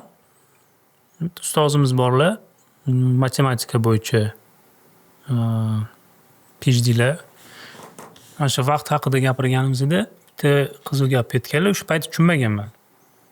Keyin mana hozir o'ylab, ozgina fikr qilsam, kuchli gap aytgan ekanlar. Ya'ni aytganlarki, ishi ko'p odamni bo'sh vaqti ham ko'p bo'ladi deganlar-da. Buni ozgina hazm qilish kerak-da, to'g'risi. Mana shu paytda qanaqa qilib ish ko'p, bu qo'liga tegmaydi, qanaqa qilib uni bo'sh vaqti ko'p. Keyin akasi bu matematik qanaqa formulaga o'xshagan narsa ekan. Bo'sh vaqti ko'p odamni ishi ham ko'p bo'ladi degandek narsa ekan. Chunki tasklarni hammasini bo'lib tashlaganda o'sha vaqtlarga. Uchun ish ko'p. O'shandan keyin men o'zimni hayotimni kuzatib, masalan, o'sha liderlarni, har xil CEOlarni nimalarni kuzatganimda, haqiqatda o'sha mana endi biz hozir podkastdamiz, kerak bo'lsa o'sha nima deydi, tishini yuvishidan boshlab shu hojatxonaga kirishi ham hammasi tartibga solingan ekan. Ya'ni oila, ish, boshqa uchrashuvlar, hattoki o'sha yo'lga ketadigan vaqtlari, masalan, samolyot o'tadimi, poyezd o'tadimi, hokazo. Hammasi tartibga solingan. Xuddi siz aytgandek, maksimal darajada utilize qiladi, ya'ni boyitilgan foydalana oladi o'sha vaqtdan. Shuning uchun hamma ishga vaqti yetadi. Endi o'sha avtomatlashtirilish mumkin bo'lgan yoki qanaqadir delegировать qilish mumkin bo'lgan hamma vazifalar tarqatib yuborilgan. Lekin o'ziga yuklatilgan vazifalar, o'zini ustida ishlashdan boshlab oilasiga qarash, boshqa va hokazo hammasiga ulguradi. Vaholanki katta liderlarda. O'shanda men o'sha matematik zonamizdan gaplarni yana bitta analiz qilganimda, shunga men o'z ishonch hosil qildim. Yana bitta qo'shimcha narsa, biz hayolimizda o'ylaymizki, misol uchun mana nima kitob o'qimayapsan, nimaga dars qilmayapsan, nimaga o'zing ustida ishlamayapsan desa, vaqtim yo'q deydi-yu. Shunaqa gap bor. Ular xayollarida bitta kitob o'qish uchun 2 soat bo'sh vaqtni xohlashadi. Ya'ni misol uchun soat 1 dan 3 gacha 2 soat vaqtim bo'sh bo'lsa, kitob o'qiyman degan buyruq beradi miyasiga. U hech qachon unaqa bo'lmasligi mumkin. Lekin butun kun davomida siz uyg'oq vaqtingizni kun davomida hisoblab chiqsa, siz orada ovqat zakaz qildingiz, 10 minut bo'sh vaqtingiz bor. Ovqat yeb bo'lsangiz, ishxonadan kelyapsiz, misol uchun yana 20 minut vaqt bor. Keyin kimdir kutib qoldingiz, yana 5 minut. Mana shunaqa qilgan vaqtingizga hisobida 3 soat, 4 soatlik vaqt bor. Bu narsani har bitta kichkina inglizchasiga window time deydi. Ya'ni u vaqtdan bu vaqtgacha o'tguncha qoladigan vaqt. O'sha vaqtdan foydalansa bo'ladi. To'ppa-to'g'ri. Yana bitta tushuncha, nimaga ingliz tilini o'qimaysan desa, ishim ko'p, vaqtim yo'q, tirikchilik va hokazo. Men ba'zida maslahat beraman, shu siz aytgandek window time boshqa yoki ertalab uyg'ongandan keyin yoki yotishdan oldin 15 minut mikrolearning. Siz qanaqa maslahat berasiz o'sha? Mana keyin bitta narsani tushunib qolganingizdan keyin hayot ancha yaxshilanadi. 20 soat qoidasi degan qoida bor-da. Unga ko'ra siz istalgan sohani umumiy tushunishingiz uchun 80% holatdagi odamlar, shu sohaning ichidagi odamlar tushunadigan narsalarni 20 soat ichida tushunsangiz bo'ladi. Misol uchun mana shu videografiya, to'g'rimi? Bizda 3 ta kamera olyapti, nimaga 3 ta kamera olyapti? Kamerani olish funksiyasi qanaqa ishlaydi? 24 FPS deydi, 60 FPS. FPS nima? Kamerani kadr nima degani, chiroq nima degani, va narsalarni hammasi mikrofon boyitibdi-ku. O'sha umumiy videografiya sohasini basiclarini o'rganish uchun 20 soat yetadi. Fizikani o'rganish uchun ham 20 soat. Fizikani o'zi nimani o'rganadi va qanaqa bo'limlardan iborat. Har bitta bo'limni o'zini funksiyasi, optika degan funksiyasi bor fizikani misol uchun. Funksiyasi nima uni? Yoki boya aytganimizdek dinamika degan joy bor. Dinamikani o'zi funksiyasi. Umumiy tushunchasini 20 soatda o'rgansa bo'ladi. Xuddi shunaqa qilib public speakingga siz 20 soat ikkita yaxshi kitob olasiz. Har bitta kitobni o'qishni vaqtini hisoblaydigan bo'lsangiz, o'rtacha hisobda men bir varaqqa 1 minut o'qiydigan bo'lsam, kitoblar 2 varaq bo'ladigan bo'lsa, 200 minut vaqtim ketadi. 200 minut bu necha soat degani? 3,5 soat deganimi? 4 soat misol uchun, to'g'ri. 260 ga bo'lish kerak-da. 180 bo'lganda 3 soat bo'ladi. Soatdan oshiqroq. Soatdan oshiqroq. Bo'ldi, 4 soat bitta kitob ketyapti deylik. Public speaking bo'yicha bu top 3 ta kitobni olaman-da. 3 ta kitobni o'qiyman. 12 soat degan, to'g'rimi? Qolgan 8 soat ichida o'sha TED'larga eng zo'r podkastlardan yoki TED'da berilgan videolarni ko'rishim mumkin. Misol uchun 2 soatdan ikkitasini, yana 4 soat. Qolgan 2 soatida o'sha public speakingni practice qilish mumkin. Feedback olish uchun GPT bilan gaplashish mumkin. 20 soat bundoq qaraydigan bo'lsangiz, men public speaking bo'yicha bilaman. Tone of voice dan tortib body language bo'yicha, to'g'rimi? Bo'l, men public speaking qila olmayman deb yurmaysiz. 20 soat o'zingiz uchun hayolingizga sarflaysiz, bo'l, public speakingni o'rganib olasiz. Lekin uni qila olasizmi yo'qmi, ikkinchi masala. Shuni. O'rganishingiz mumkin bo'lgan narsalar juda ko'p-da. Va buni azdaki shunaqa qoida bilan chiqaradilar, o'zi o'zbekchasiga tarjima qilgan qomusiylik. Siz har sohadan bilimingiz bor bo'lgan insonsizda. Va bir vaqtning o'zida qomusiy bo'ldi degani, jurnalistlarga o'xshab har sohadan bir chimdim emas. Bitta o'zini spesifik sohasi bor, u bo'yicha zo'r, eng oldi bilimlarni biladi va qo'shimcha sohalarni ham biladi. O'shanda istalgan sohani premium odami bo'lasiz.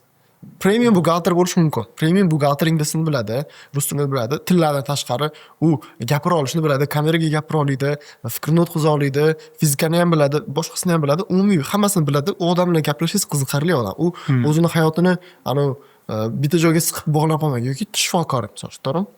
U ham istalgan sohadagi odam qancha qomusiy bo'lgan sari qiziqarli bo'ladi va ko'proq jamiyatga foyda bo'ladi. Va boya o'tganimizdek kreativ fikrlash ham, tanqidiy fikrlash hammasi har xil sohalardan bilingan bilimlaringizni qo'shimchasidan sizda umumiy nimalarni beradi, imkoniyatlarni beradi. O'shanda boyaga o'tganingiz tasklarni ham manage qilayotganda o'zini nima qilmaydi, energiyasini ham to'g'ri boshqarish biladi. Chunki energiya mavzusi ham bitta mavzudir. O'rganish kerak. Nimaga kimdirlar energiyasi ko'p, nimaga kimdirda yo'q, sizniki qanaqa? Nima qilsa siz energiyangiz ko'padi. Chunki agar energiya turlarini bilsangiz, nimaga energiyasi kuchli odamlarning energiyasi kuchliligini bilasiz, nimaga kam odam kamligini bilasiz, keyin o'ziga qaraysiz, to'xta, men energiyam kam ekan bu deysiz. Qilamiz, turib tiq ulanib ketadi. Vaqtim yo'q deyishadi-yu, mana masalan o'sha til o'qishmi yoki bitta konkretni ko'nikmaga o'rganishmi. Deylik, ko'raman boshlashadi o'qishni yoki o'zlashtirishni. 2 kun o'tadi, 3 kun o'tadi, 1 hafta o'tadi. Shu bilan to'xtaydi. Nima bo'ldi desa, yana o'sha gap. Bilmadim, chalg'idim, vaqtim bo'lmay qoldi, uzilib qoldi, to'xtab qoldi shu bilan. Shu to'xtamaslik uchun nima qilish kerak o'zi? O'zi bir narsani o'zi motivator bo'lib ketamizda. Siz motivatsiya nima deganda, ichki tashqi motivatsiyaga bo'linadi. Intrinzik bo'lsa ichki, siz uni ichkaridan xohlab, majburiyatlaringizdan kelib chiqib o'zingiz ongli ravishda qaror qilib o'rganish boshlaysiz yoki tashqi to'g'ri kimdir aytgandir qilgan shu tashqi unchalik muhim bo'lmagan sabablarga ko'ra ishni boshlayotgan bo'lasiz. Men xohlardimki, kimdir nimadir boshlayotgan paytda ham ichki ham tashqi motivatsiyasini ishga tushirish kerak. Ikkala knopkani chiq bosish kerak. Shunaqa qilsinki, ichki motivatsiyasi to'xtab qolsa, tashqi unga ta'sir qilsin. Tashqisi to'xtab yetmay qolsa, ichkisi majbur qilsin. Ichkisi ko'proq why dan keladi, tashqisi esa why not dan keladi. Nima degani, misol uchun nimaga qilmading deyapsiz-ku, nimaga qilding deyilmaydi, nimaga qilmading degan savol tug'iladi. Misol uchun istalgan ko'rinishni bitta odam bitta loyiha qilyaptimi, kimdir o'rganyaptimi, uni o'rganayotganligini tashqi ta'sir bo'lishi uchun o'rtoqlariga, yaqinlariga aytishi mumkinki, u yaqinlari unga o'rganmaganida ta'sir o'tkazishlari uchun. Men misol uchun boya so'radingiz, IELTS'ingni 8 qanaqa bo'ldi, nima bo'ldi desiz, o'sha paytda universitetda men 3 ta imtihon bor edi, final yopilish kerak. Va 0 imtihoniga registratsiya qilingan, IELTS imtihoni ham bo'lgan, 5 ta umumiy imtihon va 6 kun imtihon bo'lgan. Chunki 0 speaking alohida kuni. Bu ham bitta imtihon kuni qabul qilsak, dekabrda har 2 kunni birda har xil holatda imtihonlarim bo'lgan. Va men hammasini o'tishim kerak. Chunki universitetda 3-kursimizda eng qiyin imtihonlar bo'lardi. 4-kursga solishtirgan 3-kursdagi qiyinroq bo'ladi. Va IELTS ham update qilish shart, o'sha 0 deb qo'yganman va nima qilganman? Men challenge qilaman deganman. Dekabr boshidan shu paytda mash vaqtgacha uni qilmasam, bunaqa bo'ladi deb turib, har kuni qilingan vazifalarimni kanalga, auditoriyaga 10-15 ming odamga men ko'rsatib borganman. bu orqali menda tashqi taraflama motivatsiya bo'lgan. Qilmasam ular men haqimda nima deb o'ylaydi degan qo'rquv. Hammada har xil. Kimdir shunaqa aytib qo'ysa qilolmaydi. Demak, ular aytmasligi kerak. Misol uchun yaqindan o'rtoqlariga aytib turib, mana shunaqa menga aytib turgan o'xshamasa deyish mumkin. Ya'ni bu yerda community spirit bo'lgani yaxshi. Yoki yana ham zo'r bo'ladi, 3-4 odam birga tayyorlansada, nimadir qotganda. Chunki odamlar nima qiladi? Doim poyga o'ynash xohlaydi. Kimdirdan o'zishga. Misol uchun siz uni gamification qiladigan bo'lsangiz zo'r chiqadi. Til o'rganishda ham shu. Duolingo shunaqa prinsipga qurganda nimasi? Rankinglari bor, rezultatlari bor. Shu uchun men ko'rgan statistikam bo'yicha $7 milliard biznes baholangan. Bu hazilakam summa emas-da. Bozorning 80% ulushini oladi Duolingo. Qolgan 20%da bir nechta kompaniyalar bor Duolingoni nafasidagi o'xshash analoglari. Xuddi shunga o'xshash o'yin qilish mumkin bu narsani. Demak, ichki motivatsiya, tashqi motivatsiya bor. Ichkisini ishga tushirish uchun sizda sabab bo'lish kerak. Shunaqami? Nima uchun o'zi bu narsani qilyapman? Tashqisini ishga tushirish uchun qilmasligingizga sabab topib berish kerak. qilmasligi. Bu degani atrofdagilar ham bilish kerak. Yoki uyalib qolaman, xijolat bo'laman, shunaqa narsa bo'lish, bosim bo'lish kerak-da qanaqadir. Shunaqami? Tashqi bosim bo'lsa, tashqi motivatsiya ham ishlab ketadi. Chunki qilmasangiz bo'lmaydigan holat bo'ladi-da. Qiziq. Xo'p, startap haqida gapirib bering. Men qanaqa loyiha ustida ishlayapsiz hozir? Bu tushunishimcha onlayn learning bilan bog'liq. O'sha Duolingo deysiz, o'sha Duolingoni anaqasiga o'xshashroq, analogiga o'xshashroq, faqat farqi undan bitta fishkalari bor. Bu fishkalarni aytmayman lekin. O'sha fishkalari chiqqandan keyin ko'ra qolinglar, chunki hozir men aytib qo'ysam hech qachon o'xshatolmay qolib ketishimiz mumkin. Shuning uchun hozir indamay turaman. Xullas qilayotgan narsam shu appda ingliz tilini o'rgatish maqsadimiz. Kattaroq auditoriyaga chiqish, asosan hozircha boshlanishda o'zbek auditoriyasini qoplash, keyinchalik rejalar agar muvaffaqiyatli bo'ladigan bo'lsa, kattaroq bozorga chiqish. O'zbekistonda o'zbek bozori uchun ingliz tilini o'rgatadigan app yasab, millioner bo'lsa bo'ladimi? Ancha-da. Kompaniya $1 million bo'lishi mumkindir, lekin founder o'zi millioner bo'lib ketmasa kerak dollarda. Sumda hisoblayotgan bo'lsangiz bo'lsa kerak. Nimaga degan savol. Sumda emas, dollarda. Mana, keling, mana marketni hisob qilib market, size. O'zbekiston aholisi necha million bo'ldi? 38 million. Xo'p. Yoshlari necha foiz? 60%. Xo'p, necha degani bu, necha degani? 30 yoshgacha, menimcha adashmasam 65 mi 60% da. Xo'p, bu necha million degani bu? 30 millionnimi? Yarmi bo'lganda 20 million bo'lardi, to'g'rimi? 20 kilo bo'lsa kerak. Zo'r. Yoshlar deganda necha yoshga hisoblashadi shunda bular? 18 dan 30 gacha, to'g'rimi? 30 gacha-da. 18 gacha bo'lganlar ham ingliz tilini o'rganish kerak emas edi? O'rganish kerak. Xo'p, 30 dan oshgani 40 ga kiryapti, 50 ga kiryapti, ingliz tilini o'rganish mumkinmi bu ham? Hayotiga foydasi bo'ladimi? Misol uchun 40 o'rganishi mumkin. Yo'q, optional da. O'rgansa yaxshi-ku, to'g'ri. O'rgansa yaxshi. O'zi nargilar o'rganmasdan hayotini ketkizsa bo'ladi, o'rgansa yaxshi degan joyi bor. Bu degani nima deganisi? 20 milliondan oshiq aholi bor bozorda. Ingliz tilini o'rganishga ehtiyoji bor bo'lgan talab. Talabga mos taklif bormi desangiz yo'q. Nimaga yo'q deydigan bo'lsangiz, xayolingizda to'g'ri aytishingiz mumkin. Mana bu international Cambridge'lar chiqyapti-ku, hozir bozor tushdi deb o'ylayapman majaro deyishingiz mumkin. To'g'ri aytyapsiz. Lekin onlayn bozor bo'sh.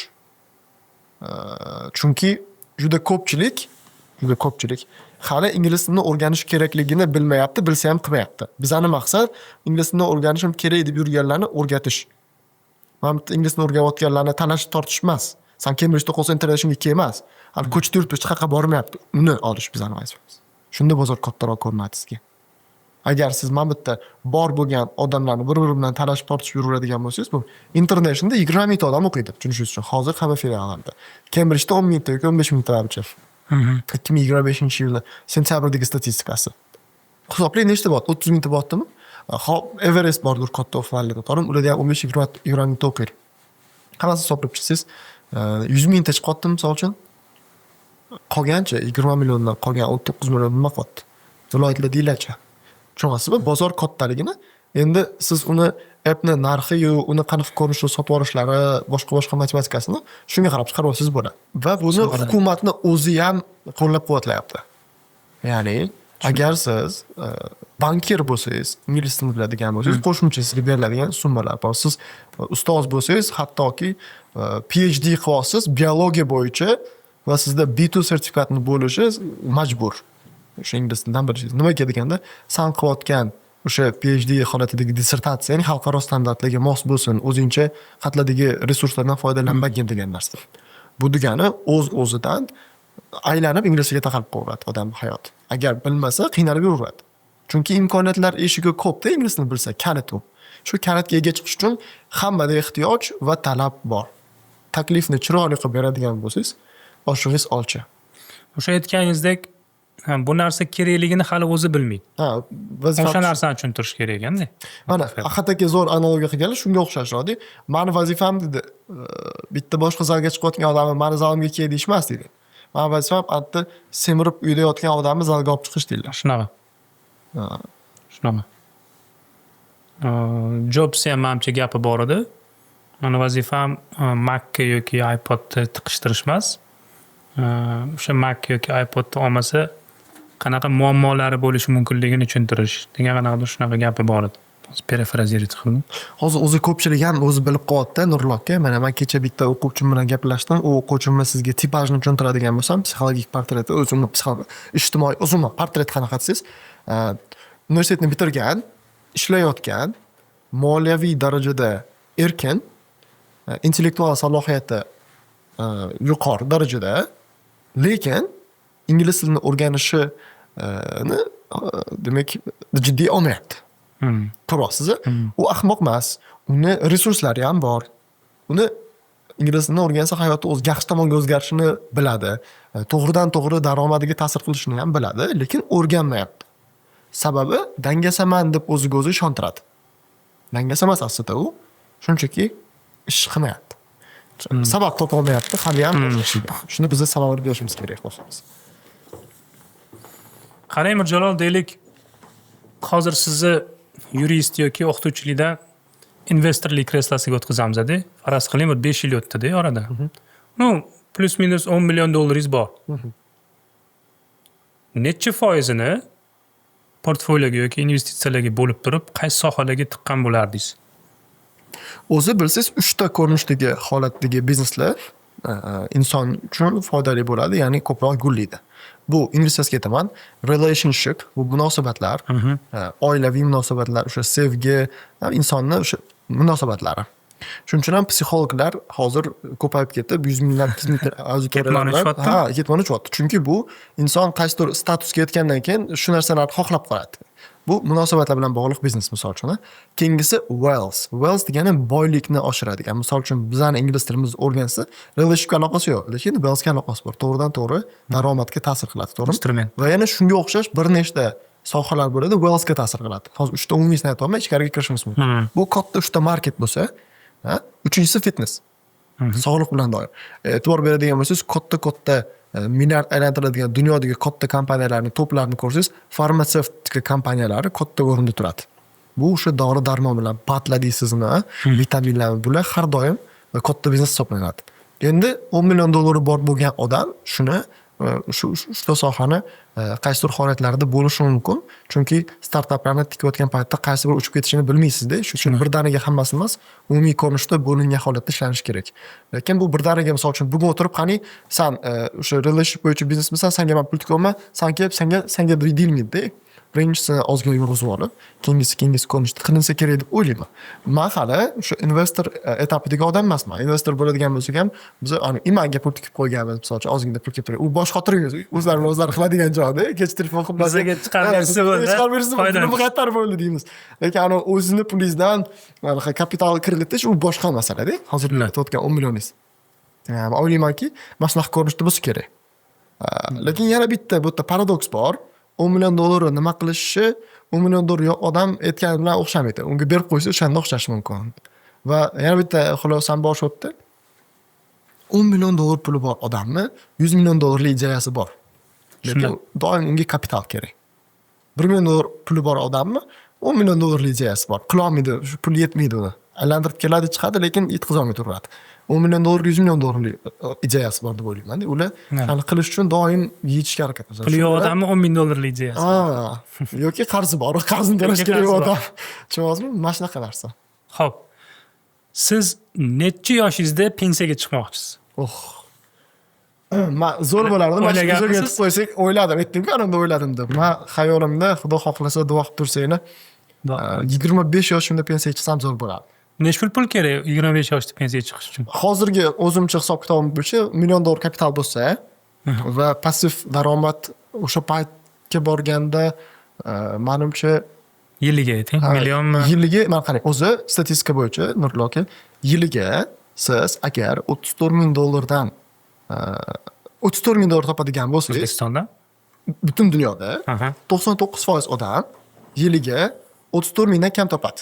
Bu degani 1% ga kirasiz agar 34,000 dan yiliga ko'p pul topsangiz. Tushunasizmi? 1% ga kiradimi yoki 10% ga kiradimi? 99% odam 34,000 dan kam topadi degani siz 1% ga kirgizadi. Lekin 1% o'zini qatlamlari bo'lib ketaveradi. Tushunasizmi? Bu realni topadimi yoki bu bo'lib yuborilganmi aholi soniga? Masalan, daromadni hajmi aholi soniga bo'lib yuborganda 34 ming chiqyaptimi yoki haqiqatda masalan 100 millionta odamdan 99 milliontasi 34 mingdan kam topadimi? Realni mana ishga O'sha research ko'rish kerak. Lekin bular aytayotgan gapi nimaki? Juda ko'p aholi qatlami butun dunyo bo'yicha Shunaqa. yiliga 34 mingdan kam topadi. shuni O'zbekiston holatida bu 34 mingni bo'lib oladigan bo'lsangiz, so'mda men hisoblab ko'rganimda o'zi 34 mingda 430 million chiqdimi? Shunaqa bo'ldi. 400 milliondan oshiqroq. Ha, bo'lib olsangiz 35 milliondan 33 milliondan tushyapti oyiga. Oyiga. Demak, siz agar oyiga 30 milliondan topadigan bo'lsangiz, yaxshi yashayotgan inson qatoriga kirasiz, o'rta qatlamda yuqori. Hali boy emas. Boy emas. Chunki boy deganda u uy olish kerak, mashina olish kerak, bir nimalari bo'lishi kerak, turadigan kapital bo'lishi bo'lishi kerak-da. U boshqa masala. Lekin har 30 million topsangiz, yaxshi yashayotgan bo'lasiz. Arendangiz uyingiz misol uchun bo'lsa, taksingizga, yeb ishingizga, 2 marta restoranga chiqib kelasiz, yaxshi kiyinib, yaxshi yashaysiz. Aslida shu hayot ham bo'ladi, albatta siz million dollar bo'lish shart emas. Lekin qancha ko'p qudratli bo'lganingiz sari ta'sir doirangiz oshib boraveradi. Bu o'sha power game. U yog'iga pul bilan emas, sizni qudratingiz qanaqa bo'lishi qiziq bo'ladi. O'yinlar o'zgaraveradi-da. Qancha pul ko'p bo'lgan sari. Men o'ylashim bo'yicha mana shu o'zingizcha rejangiz bo'yicha kapitalingiz $1 million bo'ladigan bo'lsa, nimadir qilsangiz bo'ladiki, o'sha sizga bu yoqda 5 million, balki undan ham ko'pdir income kelib turishi mumkin, passiv. Deylik, sizni tikayotgan pulingizni aylanmasi sizga marjasi misol uchun 20% bo'ladigan bo'lsa biznesda, $100 ming biznes bo'ladigan bo'lsa, kapitalni o'tgan 20% shunda $20 ming bo'ladi, to'g'rimi? Oyiga kelib turishi mumkin bo'lgan. Aslida jam $1 million kapital bo'lishi ham shart emas ekanda, pensiyaga chiqishingiz uchun. Bundan ertaroq ham bo'lsa bo'ladi. Просто $1 million podushka uchun. Vurib bo'ladi. Blogingiz haqida so'ramoqchi edim. Aha. Instagram boshlagansiz, Telegramda bor, yaxshi materiallar chiqqan. Lekin nimagadir sal to'xtab qolganmi, yo motivatsiya yetishmayaptimi, yo energiya yetishmayaptimi? O'zim manaqa gapni o'zimga xatarotdilar. Yo'q, menimcha nima deylik? Boya aytdim-ku, to'xtab oldim deb, orada avgust, oktyabr oyida. O'sha paytda siz harakatdan to'xtashingiz kerak. Agar kompasda to'g'ri yo'nalish topolmasdan ketaversangiz, noto'g'ri joyga ketib qolasiz-da. Shu to'xtab oldim. Mana endi hozir yo'lga tushadigan bo'lsak, siz bilan podkastimizni qilishimiz ham qaysidir ma'noda bunga bitta turtki bo'ladi.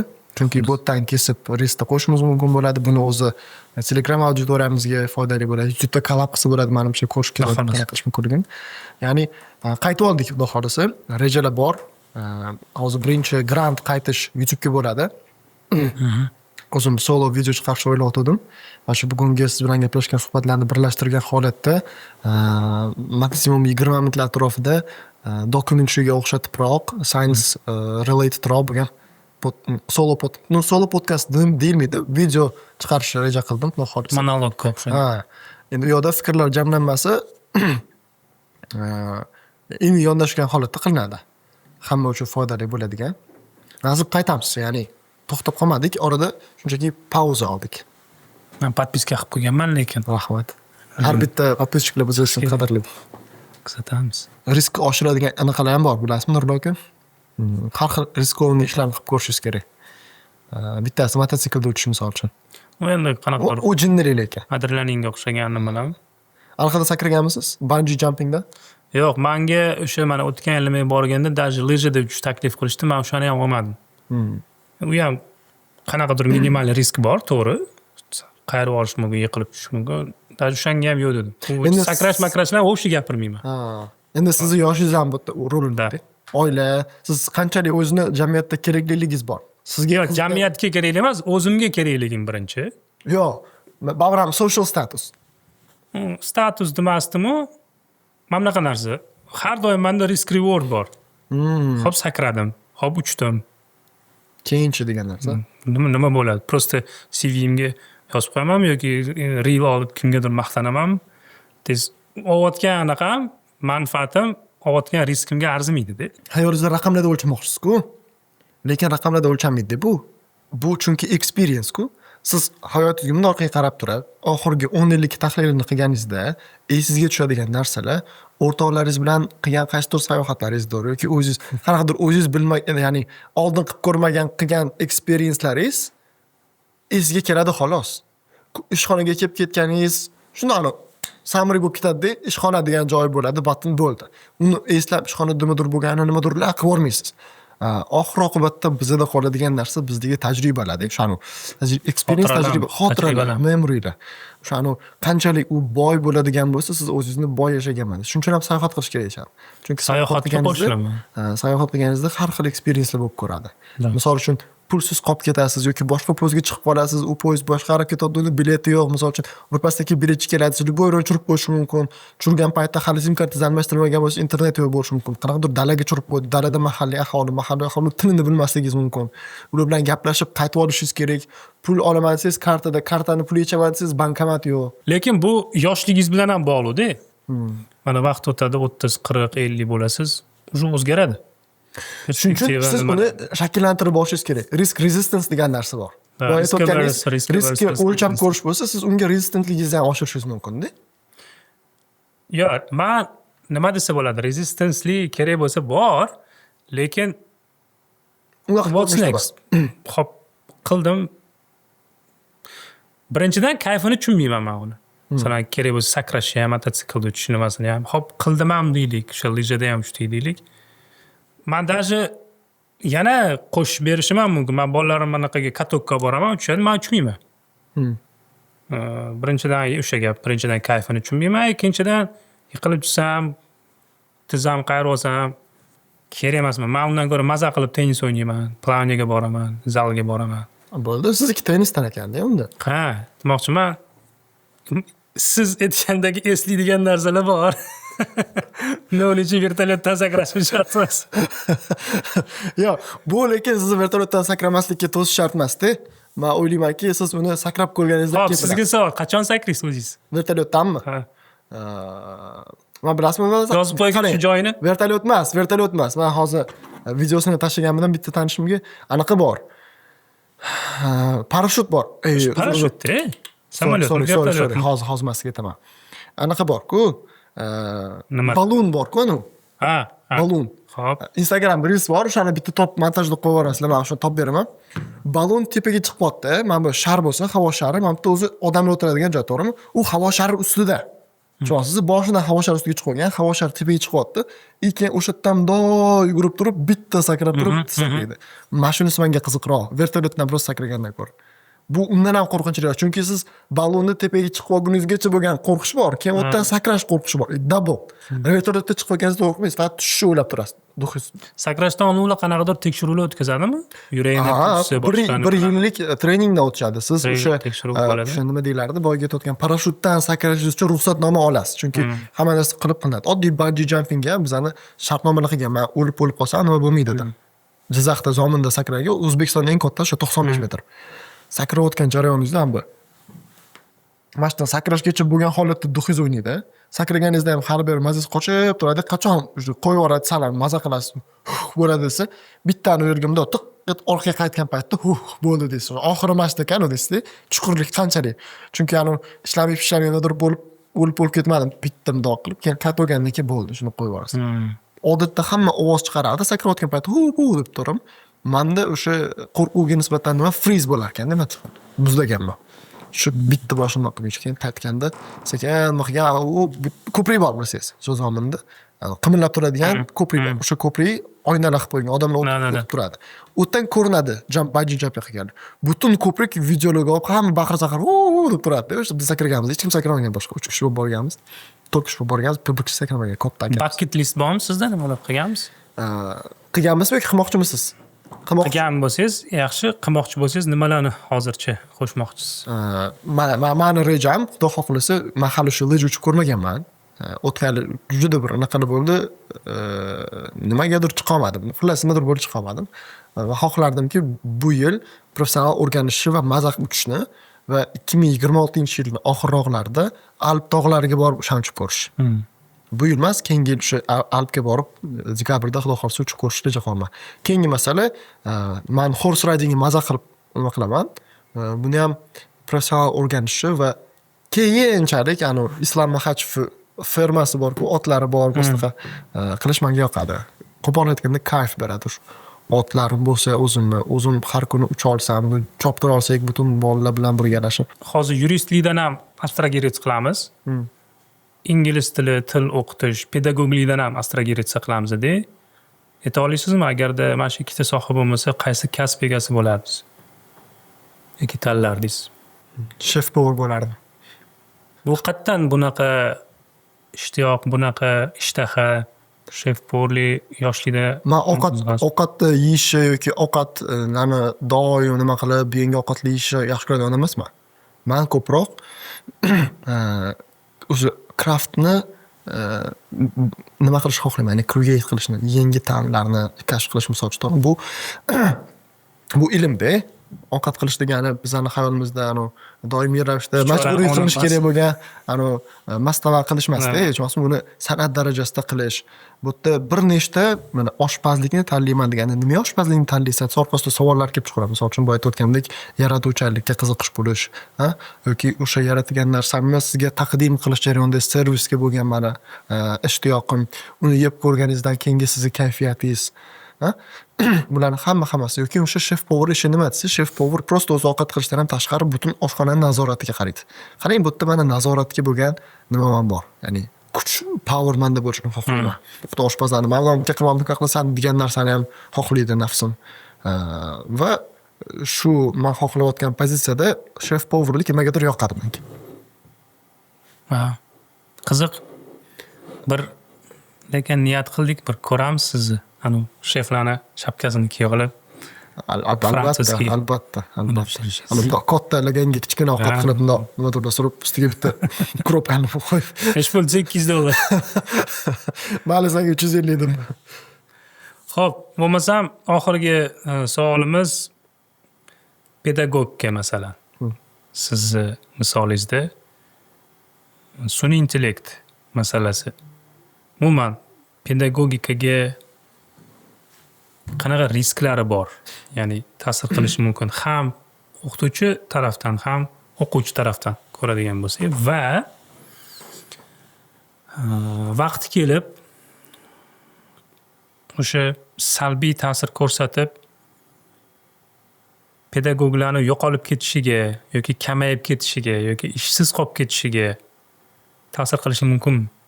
Endi nafaqat pedagog istalgan soha uchun AI ta'sir qiladi, ishsiz qoldiradi, job placementlar bo'ladi, replacement bo'laveradi.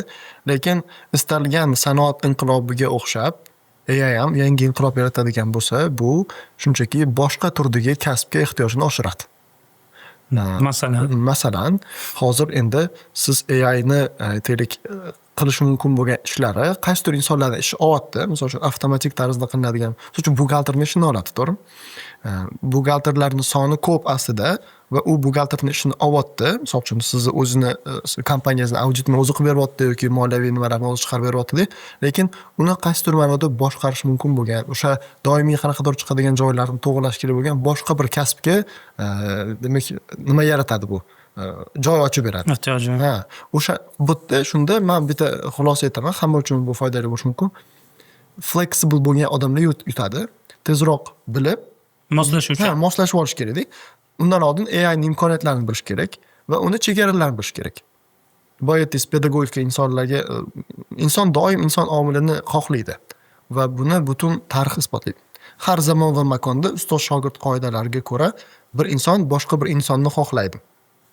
Va bu AI kelishi bilan ham to'xtab qolmaydi. To'g'ri ta'sir qiladi, lekin butunlayga ololmaydi deb o'ylayman men hozircha. Balkim noto'g'ri bo'lishi ham mumkin, bilmaymiz. Lekin shunaqa o'ylayman. Ish oladimi desa, AI ni o'zi ish olmaydi. AI bilan bo'lgan, AI ni ishlatayotgan insonlar siz ishingizni olishi mumkin. Agar siz AI bilan ishlayotgan bo'lsangiz, shunaqa bo'ling. Shuning uchun siz santexnik bo'ladigan bo'lsangiz ham, lekin santexnik bo'lsangiz AI ishingizni ololmaydi. Hali beri unaqa risk yo'q. Yo'q. Sartarosh bo'lsangiz ishingizni ololmaydi. Siz vashshi zo'r bo'lib ketsangiz bo'ladi. Eng qizig'i sartaroshlikka ketkazilgan, siz o'rganishingiz uchun ketkazgan 2 yilingiz va 3-4 yildan beri sartaroshlik qilib yuradigan bo'lsangiz, shu 7 yillik tajribangizga tenglashadigan odamlar soni kamayib ketaveradi. Cody Sanchez degan bitta opa borlar. Bu g'oyani boring businesses deydi. Zerikarli bizneslar misol uchun. Oyna tozalash, misol uchun hech kim oyna tozalovchi bo'laman demaydi yoki hech kim santexnik bo'laman demaydi. Lekin bundoq qaraydigan bo'lsa, santexnika biznesida katta pullanadi. Shunaqa. Demoqchi bo'lganim, bu nima emas. Muammo emas. Faqat tezroq katta o'zingiz pozitsiyada ko'rayotgan bo'lsangiz, o'sha yoqqa borib olishingiz kerak birinchilardan borib. Hech bo'lmasa birinchilarga o'xshab ularni nima qilayotgan bo'lsa, ulardan zo'rroq qilishni yo'lini topsangiz, 8-chi bo'lsangiz ham o'sha qatorga kira olasiz. Demoqchi bo'lganim, pedagogmi u, buxgaltermi u, kim bo'lishidan qat'iy nazar AI ni ishlash funksiyasini tushunsan, o'sha machine learning deb qo'yadi-ku. Qanaqa ishlaydi u, nima uni algoritmlari va undan u qanaqa ko'rinishda foydalana oladi va uni AI ni limitlari qayerda? Shuni bilib olsin. Chunki hali generative AI chiqmadi. Hozirgi shunchaki AI ni o'zini limitlari bor. U limitlarni ko'rish uchun imkoniyatlarini bilish kerak. Imkoniyatlarni bilish uchun ishlatib ko'rishni boshlash kerak. Hayotda qanaqa ko'rinishda bo'layotganini bilsa, ana undan keyin o'zi sekin xulosalarni chiqaradi. Men hozir AI bo'yicha dars o'tib bera olmayman, chunki o'zim o'rganish jarayonidaman. Ayta oladiganim AI ni o'rganinglar deyman. U xuddi pichoqqa o'xshaydi. Boya oshpazlikni gapirgan bo'lsam, pichoq bilan siz ovqatni qilib chiroyli ovqatni tayyorlashingiz mumkin. O'tkir pichog'ingiz bilan kesib yoki kimnidir o'ldirishingiz ham mumkin. Ham shunaqa. Shuning uchun vaziyatni, holatni har xil tomonlama baholab, o'shanga mos harakatni qilishsa, hech qachon yutqazishmaydi. Qisqasi AI ni jilovdan tutish kerak-da. Bo'lmasam AI bilan ishlaydigan odam oldinga o'tib ketadi ancha. 100%. Ot deb o'ylasang, minib Shunaqa qilish kerak. Pishqon qolib ketadi yaxshi. Mirjalol, sizga rahmat. Vaqtingizga rahmat. Rozi bo'lasiz. Maza qildim. Qiziqarli suhbat uchun.